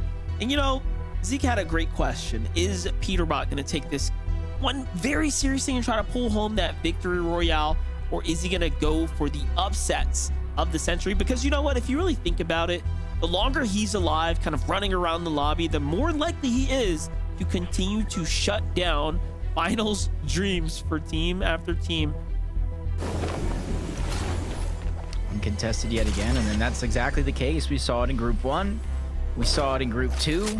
The longer that some of these teams are going to be alive, the harder it's going to be to even just get points. Even if they don't run into you, overall, they're just stealing away possible points. 3 points per elimination when teams go down inside of the top 17. That's where the placement points start to ramp up. So there's a certain point in the game, depending on where you're at in the leaderboard, you just need to make it that far. Just love how cold is Fultro. He's just embraced the fun this weekend as we're getting into things. Arsenic, Plasmafy, and Bluish had, you know, some of their best showings in the last 2 games here. See what they can do now. Is this going to be somewhat of a miracle comeback run for them as we approach into game number 5? Do keep in mind, too, it kind of started off contested on the day, right? Like, things kind of changed game after game as teams qualify, spots open up. Gam, Sid, and Soneto, one of those few teams that have definitely gotten enough points now to also have a seat at the table. Blooded Frogs had how many teams here? Hold up. I'm just laughing because Osid and them basically had every single person here at their drop spot. I think players realize, oh no, wait a minute. Soneto, Cam, and Osid, top of the leaderboard in consistency. It'd be crazy for us to challenge them again. They looked at Flooded Frogs. It's a wide open spot. 1, 2, 3, and even a 4th team if you count just towards the east, all landing on this side of the map. There is a Spire that lands here as well. So even if you do not take the fight right out of the gate, this is, I feel like, going to be such a drawn out situation that is kind of meant for a third party to come crash this. Soneto. That is true. I mean, this is just ripe for the taking. But you know what? If you allow a team like, you know, Kaji there to jump on that shrine, you might as well just let them have the Spire, get the big turn on and call it a day. Cryptic Sales and Death, though, at the north side here, not too far off. Already pushing out some of those other teams that might have had those misfortunate drops. It's just kind of tough because they're in a situation with only 66 points so far. They either need a monster second place finish with double-digit plus eliminations, or they just simply just need to win out. Back-to-back games so far, though, they've had the Spire at their disposal, and not only it's going to get them loot, you see them looking off in the distance for a Surge, they're also going to get the superhero experience from that Spire. So this could, in theory, be a very, very good start for them, and you kind of see the edge of the zone towards the north. They're kind of getting a hint of where things are going. Look at this thing. What is Redbot using the vent to build a super base here in a second? Kind of cool to watch in the early game, actually. Saving some time. You can kind of see now that they're uncontested the past 2 games, they're kind of spreading out more and more and more, covering more ground. Even one of them, I believe it might be Caliper, just rotating all the way towards the northwest of Utopia. Another Spire lands over there, so they're not only trying to set up their bases for their Storm Surge here, center in the map, but they're also trying to take that XP away, all the extra loot. You know, they're going to toss it over and try to consolidate into one spot. Yeah, and that's the difference when you have the drop to yourself, but in this little second here, Arsenic just completely rose up on Math here. He didn't even see him, hear him, or have time to react. Bluish, Plasmafy, Arsenic, like we said, just finding their stride. It's a little late in the tournament, but not too late, as they're at the 6-digit threshold now.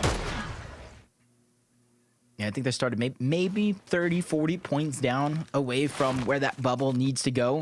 So they give themselves a good fighting chance, and this is a team that's kind of inside of that bubble already. Phenom, King Peace, Yusuf. And this kind of goes to the mental games that we were talking about. How do you play in the last and final game of the day, depending on how good you are as Bluish? They're going after that tower. They want the eliminations. They don't want to just take chance. Maybe they make their way in through consistency. They want to make sure they give themselves a fighting opportunity by getting 3 points per elimination here. Seems clear they want to play for an endgame in like a double-digit elim game. Like they're playing very, very aggressive, and you know what? I respect it because it's off to a pretty decent start already. They have that 1 elim, so they know this is, you know, a fractured team to say the least. Bluish got kind of control of the side. There it is. Sneaks right around Snake there. Another secure elimination. All you gotta do is get the last one now. Yeah, I don't even really see anybody either in the surrounding area, rotating in from resistance base, nothing from flooded frogs. So they have all the time in the world to finish this, and 71 more damage coming out from Bluish.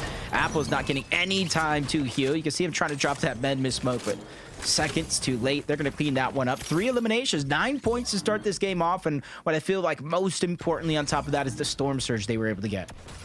Yeah, they're off to a super hot start right now. If they can just get another team elim kind of early, they'll be set up for a good endgame run to the top here. Cube, Felix, Cyclops, pressure's on right now for this team to make their first finals.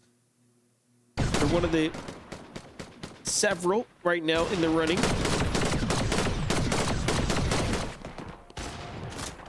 Yeah, I just saw 200 pump and jumper just trying to get out, using those dashes, trying to create distance.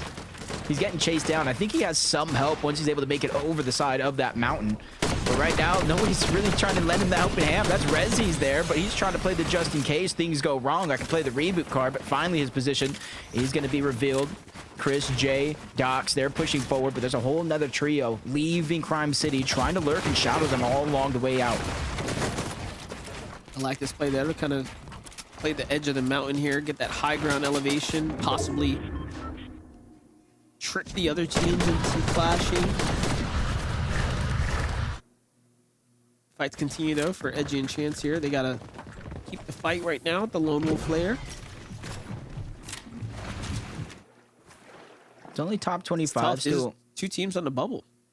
Yeah, relatively early too. And Murphy's one of those teams to where I know it was up until game 3, game 4 already passed, but they really weren't taking too much Storm Surge ticks, so they've always been on top of Storm Surge, and it's because they've had so much space over here towards Lone Wolf Lair. No teams really kind of interrupting their game plan up until now.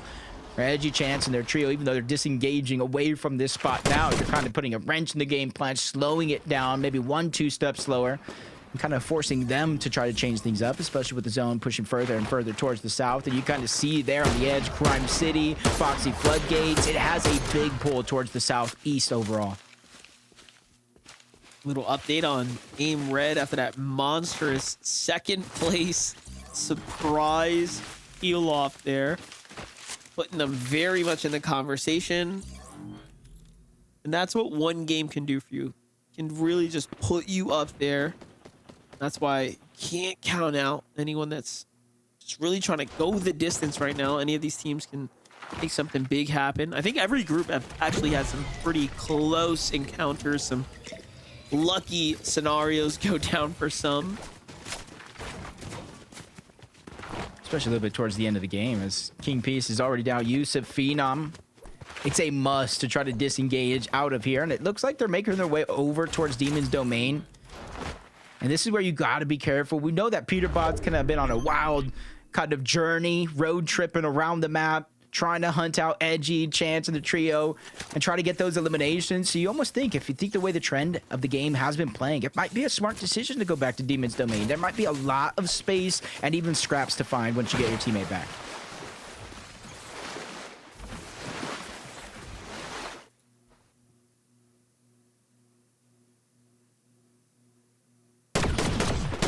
Taking form here. Back to Maribi's team. So Lone Wolf Lair obviously had a little bit of action for them with Chance and Edgy's trio, but now going towards the Supernova. So kind of opting to play into the Storm here, possibly thinking of course, trading things in for the Spire here for these upgrades. But I'm curious because that's not a full team at the Supernova. It's actually a multiple of teams seems to be rotating through there. Yeah, it's just hard. It's one of the best drops on the map. The original team that landed there is still there as well. Team is just trying to find whatever scraps are going to be left behind, especially since, you know, Spires, you could take that rail, boost yourself all the way to Brutal Boxcars. You're able to cover distance while saving some of that rotational utility.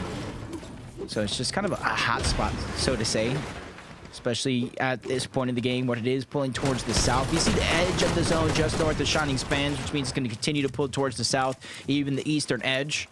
Utopia City. There's a lot of space over on this side of the map, and that's exactly they're trying to use it. They're fighting against Phenom. Phenom's at 150 points. If he buys the last one live, they have to sit and watch, and hopefully the point threshold favors them, as Phenom just a sliver of HP. He finally goes down, but that's good. Give me a breath of fresh air here. Him going down, which means his teammate is at least still in the game. Yeah, I was gonna say, I doubt, you know, they have enough. I think I was gonna say it was 150, so like they got a long way to go. Probably at least 15 or 20 points. That's being generous if it doesn't push very high. It seems like Peterbot, Ritual, Cold kind of sitting on that 182 line right there. Almost the gatekeepers, if you will. Peterbot is just being such a nuisance with that exotic. Even if he's not landing damage, just kind of discombobulating, hiding some of those audio cues. They get that first elimination so far. Moving closer and closer to the north side of the map before they make a whole 180 turn, trying to go right back towards the zone. They have more than enough heals. They got the extra dashes on the ground, so mobility and even HP is not going to be a worry for them in a long time.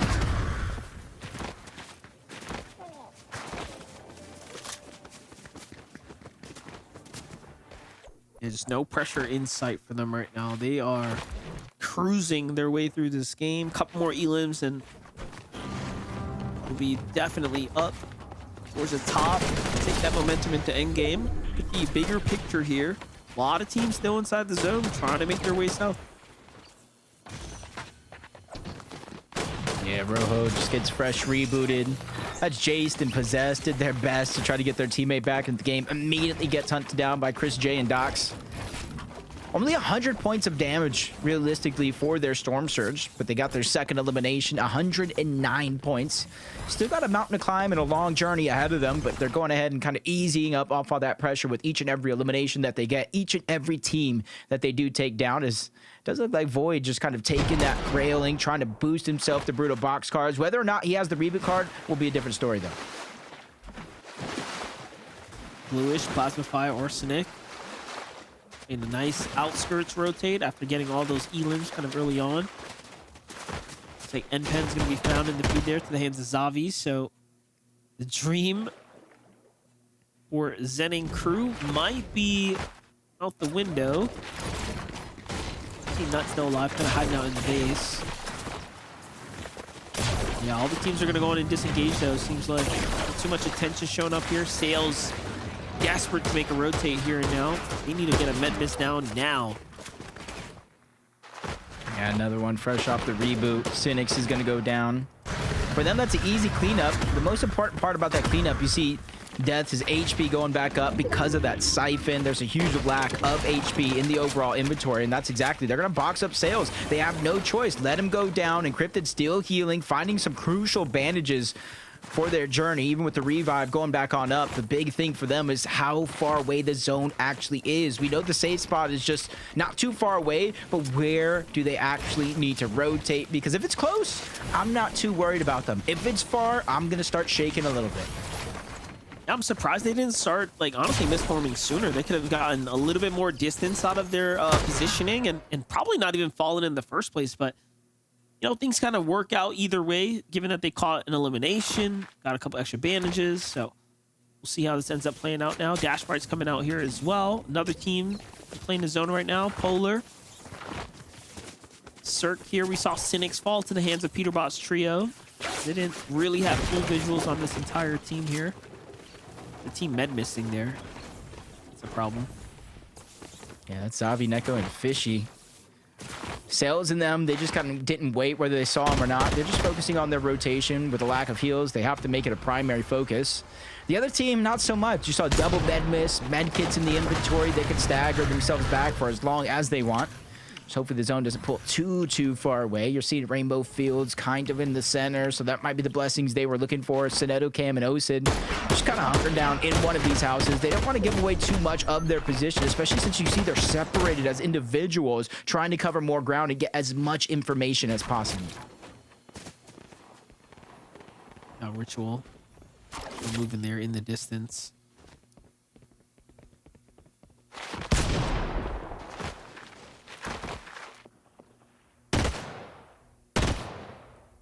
So we know they have Demon's Domain, Mythic Spire.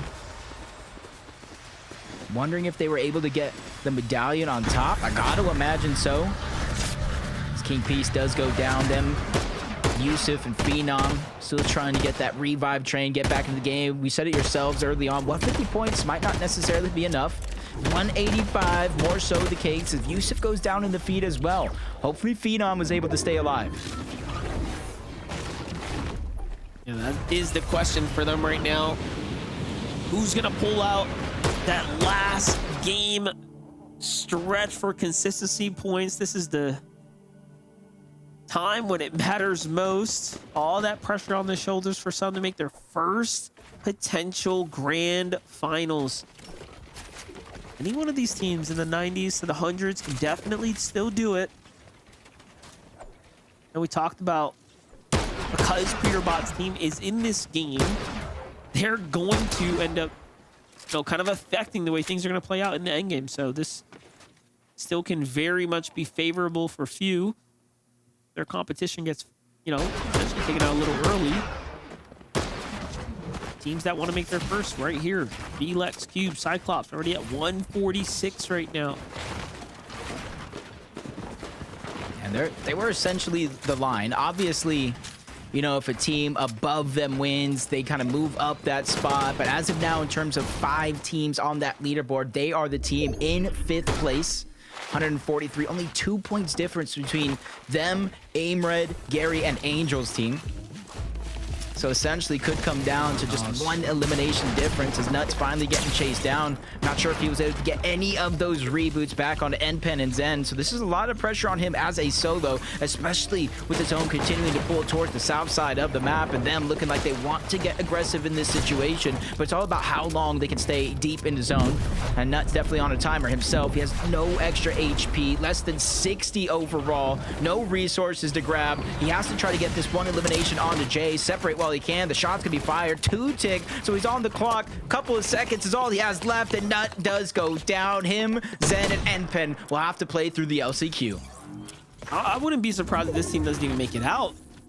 Not only to, you know, the 5 tick, but like I was thinking just Storm Surge might just turn on. Like we are at zone 6 and they're still in the zone here. Yeah, reality kind of kicks in for everyone, and it just makes you wonder like why stay around for one player that long. Unfortunate for them.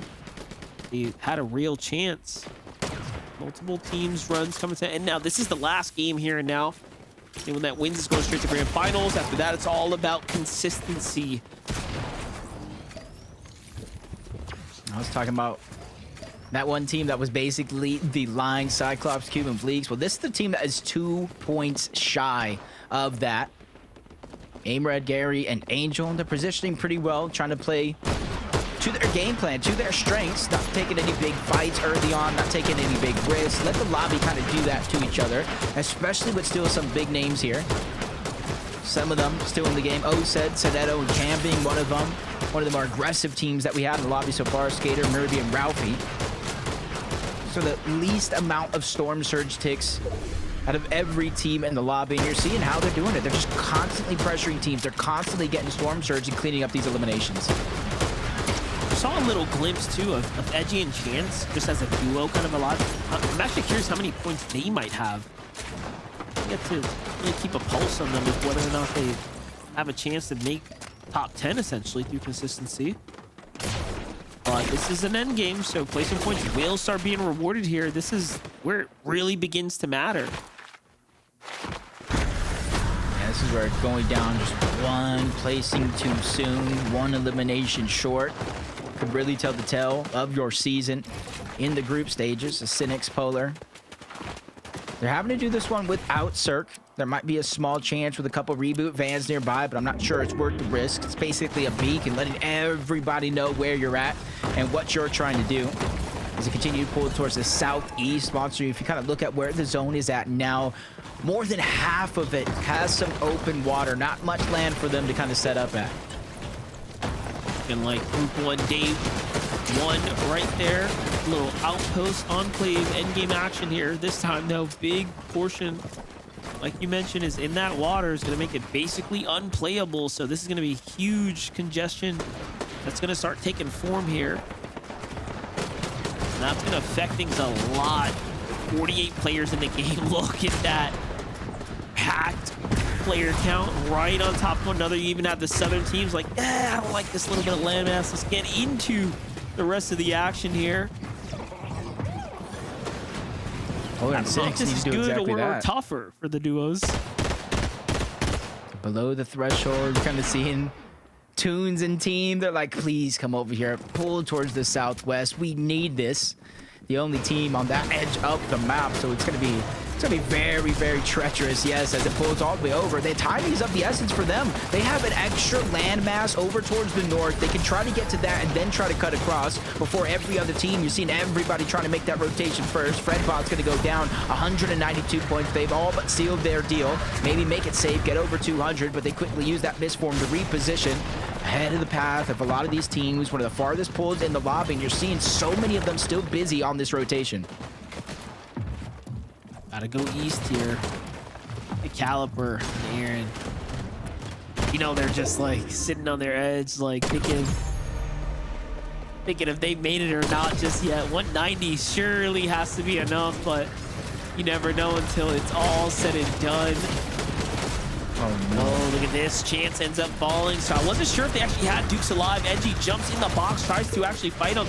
And Aaron comes out of nowhere, but Edgy was quick enough to react there. And Peter Bot, once again, somehow finds his mark when it matters most. Now, Edgy being hunted here. The dash comes through. Looks to try to catch him up, but shots come in, and Peter Bot's caught off on the outskirts. But look at the strength of the medallion with the dashes there. Somehow bails himself out. I can't believe he just survived that, but he saw that he got the elimination onto Chance. He knew Edgy and the rest of the team was going to be nearby, and he kind of just played for it. He did all or nothing. Now the med miss smoke going down. Hopefully they do have that misform, because that's going to make it easy for them to close the distance.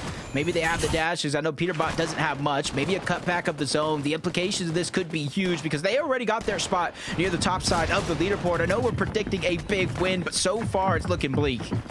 Well, you know, very few teams are going to have like 4 med miss in their inventory. So they are one of the ones that can actually make a full recovery inside of the storm right now. And Cole is known to carry that misform. So I think they are still in this game, but give it a second. High ground starting to take place here. Fabio, Kyrie, Chef looking pretty good right now. Just a shot shy of an elimination right there. Could have been a huge recovery opportunity for them right there. But look at this, going back over this kind of water in this low terrain here. So it's really going to open up high ground to be even more susceptible to kind of be secured for them right now.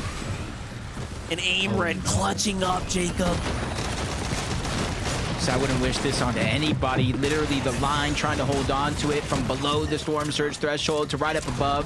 Even Edgy getting taken down. The full team sent back to the lobby. LCQ they go, but Peterbot having to ditch Cold, leaving him out to dry. Repositions the front side of his zone, waiting for Ritual to catch up. Red has a lot of pressure on his shoulders to continue to try to get at least a few more placement points. Top 11 situation. He goes up above, flying high, all or nothing, but drops right back down. Saw Cam, saw Sinetto, saw O, said, nope, never mind. Let's try to figure out somewhere else to hide. There's only one build left and a ton of pressure on his shoulders. 165 points here. Peterbot just ran right past Red. Luckily, he didn't ask for any action there. O-Seed, Cam, and Sinetto want to close this one out in glorious fashion. You know what? I do respect it because they managed to pull this through. This will open up the standings for others. Peterbot's obviously got those pistols that are just chucking players off, but look at that. He ends up falling there. 7th place now. Things are going to end up all onto the hands of Ritual. They've definitely got enough points, but it's just about showing off at this point here and now. Get in hand. Ritual. Yeah, he has no choice. He's getting pressured. Instead of trying to make his way through that, possibly getting tagged up, he's going to buy himself a little bit more time, maybe find an alternate route to try to go through. Sinetto, Osin, and Cam, they're up above 297, close to cracking that 300-point mark, really making a statement as Toons quickly getting targeted out, forced to use his misform, reposition, trying to stay alive. Top 5 situation. Most of the teams down below are in shambles, separated. Cam's ready to finish the job. He's going to be one playing disruptor for the team on high. HQ final eliminations right now. Cyclops and VLAX break 200 points, and it looks like they have done it right now. talk about a celebratory finish right here for them. Coming into game 5 right now, riding this all the way into a top 5. But you have enough, Salt and Smiley just still holding on to the dream. So this is really going to come down to their performance right now. How badly do they want finals? Can they get a piece of these 11 players, 10 players now standing? They need the elims. Yeah, some are sitting, waiting, watching for this one to play out because they don't have control over their destiny, but they are one of the few teams that do. They just need to continue to push themselves further and further in towards this end game. As HQ, he's able to get elimination close, but that one's stolen away by Smiley. Both teams converging down below. The third and final team up above, that's Sinetto, Osid, Cam, and you're seeing they're consolidating all the heals onto one player as the just in case when the heal off happens. Down below, they're trying to do the same thing, making sure they have the misform, making sure they have the chug. 3 medkits as well, but the clash is inevitable. They trade shots, downs on each one of these teams. Smiley, he goes down as well. He had all the heals enough, is now trying to stay alive, but his chances at winning went out the window. Cyclops finds another opportunity, gets all of those heals while enough. He's doing what he can to stay alive. Leaks is down below. That could be the elimination to give him more time with the Siphon. It's the qualification elims right now. He needs to secure himself those last points, but I don't think he found them in the end. It really is going to go the distance. I am enough trying to run his way back, seeing if he can actually heal his way through this. Hey, listen, Sid's only got 40 HP, but no, enough. Didn't put the wall up.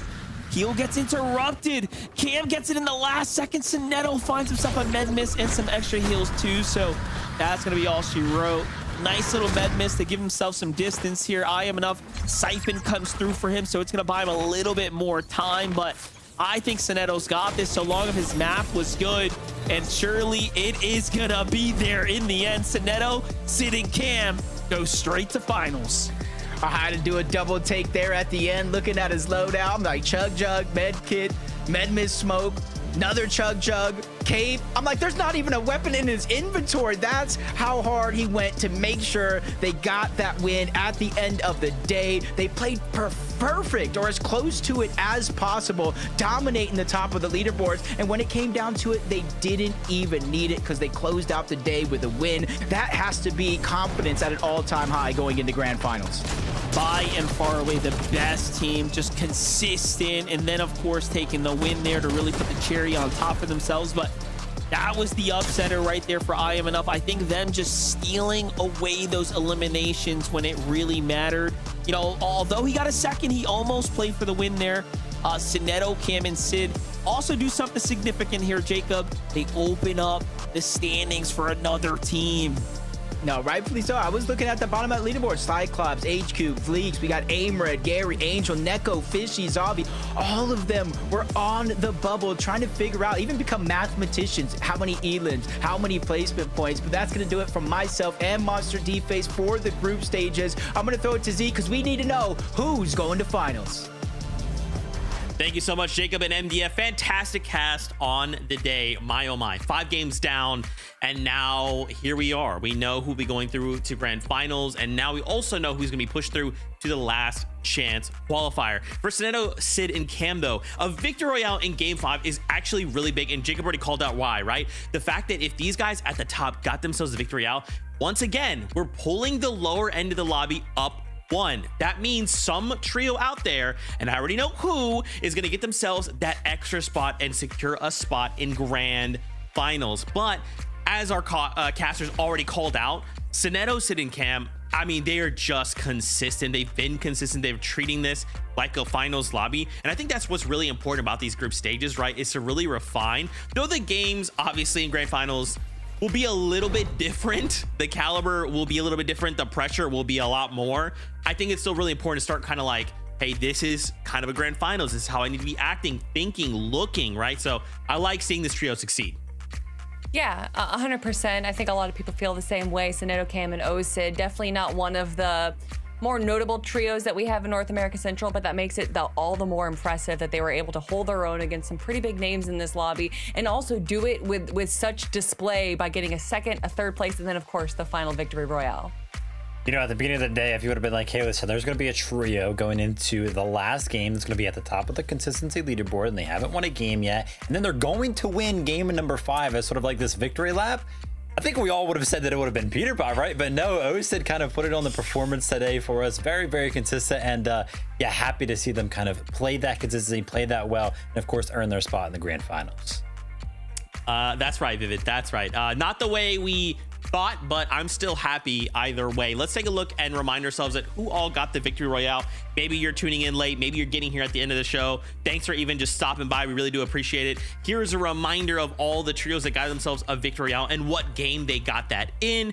Once again, in this last game, Sineto, Cam, and Sid got a victory royale. And man, what started as a crazy day ends as a crazy day. Guys, I kind of want to start, obviously this is exciting, right? And I love to see these trios make it through the grand finals. I want to turn attention to the consistency leaderboard though. In this last game with Sineto moving up, they actually pull in I Am Enough. In that last game, they pull out the second place with 10 elims. Guys, they needed that to happen. They needed that performance right there to push them through. And again, because Sineto, Cam, and Sid got the victory royale, it was enough, right? They would have actually pushed out Aim Red, Gary and Angel. But again, those top end players getting that victory royale, it's so big for the lobby, Kelly. It's so big. Especially when you're just looking at like the names that like just barely made that, like, you know, getting into this top 5 for consistency is so important, especially in the final group stage. And, you know, I know we were all sweating for a moment there. Ritual, Cold, Peterbot not getting a victory royale. Are they even going to make it in? Well, yeah, they're first as far as consistency goes. And I mean, we saw it with Acorn's trio in Group 1, and we even saw a little bit of it with Clix's trio in Group 2. But Peterbot, Ritual, and Cold, I think what they wanted out of today, they got exactly what they wanted. Yeah, I mean, it's crazy. It's like, yeah, they didn't win the game, right? They didn't necessarily, you know, come out and have a showing like Clix did and Acorn did. But yeah, like Kelly said, I mean, for whatever reason, you know, Peterbot, Ritual, and Cold, you know, switched up their job spots, looking to kind of defend that going into grand finals over at Brutal. Wanted to go ahead and defend that from Edgy. And yeah, I mean, they just continuously found them throughout the day. Even in that last game right there, 8th zone, I was like, how in the world in 8th zone are you kind of finding this isolated fight against a team that you have a target on their backs? But yeah, not necessarily the typical Peterbot, Cold, and Ritual fashion that we would have necessarily expected. But like Kelly said, they got done what they wanted to get done today. Yeah, obviously next weekend being grand finals, everything will be a bit different, right? We're playing for global championship spots for some. For others, we're looking to play for more prize money, right? The higher we can end on the leaderboard will mean the more goes directly into our pockets, right? So, and I'm also curious, right? Will we see Pollo, oh my God. Peterbot, Pollo, there we go. Thank you, brain. Actually decide we're gonna contest each other. Like, grands? Is that the time, Kelly? Is this... I mean, I guess for them, it really doesn't matter, right? They're already qualified. No, it matters. Oh my gosh, Zeke, it matters so much because this isn't just about Major 3 Grand Finals. This is about the Global Championships, and this is about posturing yourself into the Global Championships. So even though both of them are incredible trios, and we know that contested trios don't do that well, being the best out of those two in their situation means, I think, so much more to them than getting a top 3. It has been the Peterbot versus Pollo story all year long, and we gotta find the thrilling conclusion of it, Zeke. I don't think this is about grand finals. I think this is about so much more between these two players. Yeah, Zeke, it's about sending a message, man. You know, with that being said, listen, you know, all of our teams, all but 3, we're going in the grand finals, and I feel like we've got a long week ahead of us kind of preparing for that. A lot of big decisions need to be made by some of our trios, and yeah, the contestation that's going to be going on next week and all the fights, who's going to win it, it's going to be crazy. So what you guys are saying is grand finals next week is going to be 2 storylines. It's going to be like the overarching grand finals. We want to try and qualify to globals. And then the equally as important Pollo versus Peterbot. Which one of us is going into globals as the winner? I see. Okay, I like that. I'm for that, and I'm sure the Fortnite fam are as well. With that being said, guys, that pretty much wraps up group number 3. Next stop, grand finals. Before we say goodbye, any kind of words from you two? Incredible group stages. Thank you guys for making it so entertaining. I understand that we want these set lobbies. We want to get the grand finals right away, but of course we want to make sure that all the best trios make it through. So I love these group stages. The big shout out to all the trios for really putting on a show for all of us. And excited in 15 games over the course of the groups. And it's kind of crazy to say this, right? Because we watched 3 groups and there was 15 games. And then we watched 1 grand final. That's going to be 12 games, almost as much, right? We're almost getting as much Fortnite next weekend as we did over the past 2 weekends. But yeah, looking very, very forward to it. All the teams that we watched in the groups kind of coming together. And then as well, looking forward to that LCQ and seeing who goes ahead and nabs one of those last couple spots.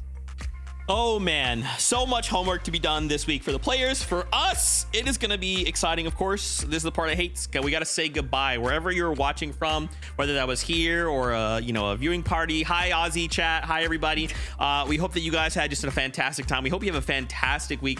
Next week, we're going to have a more complete picture as to who is going to the global championship.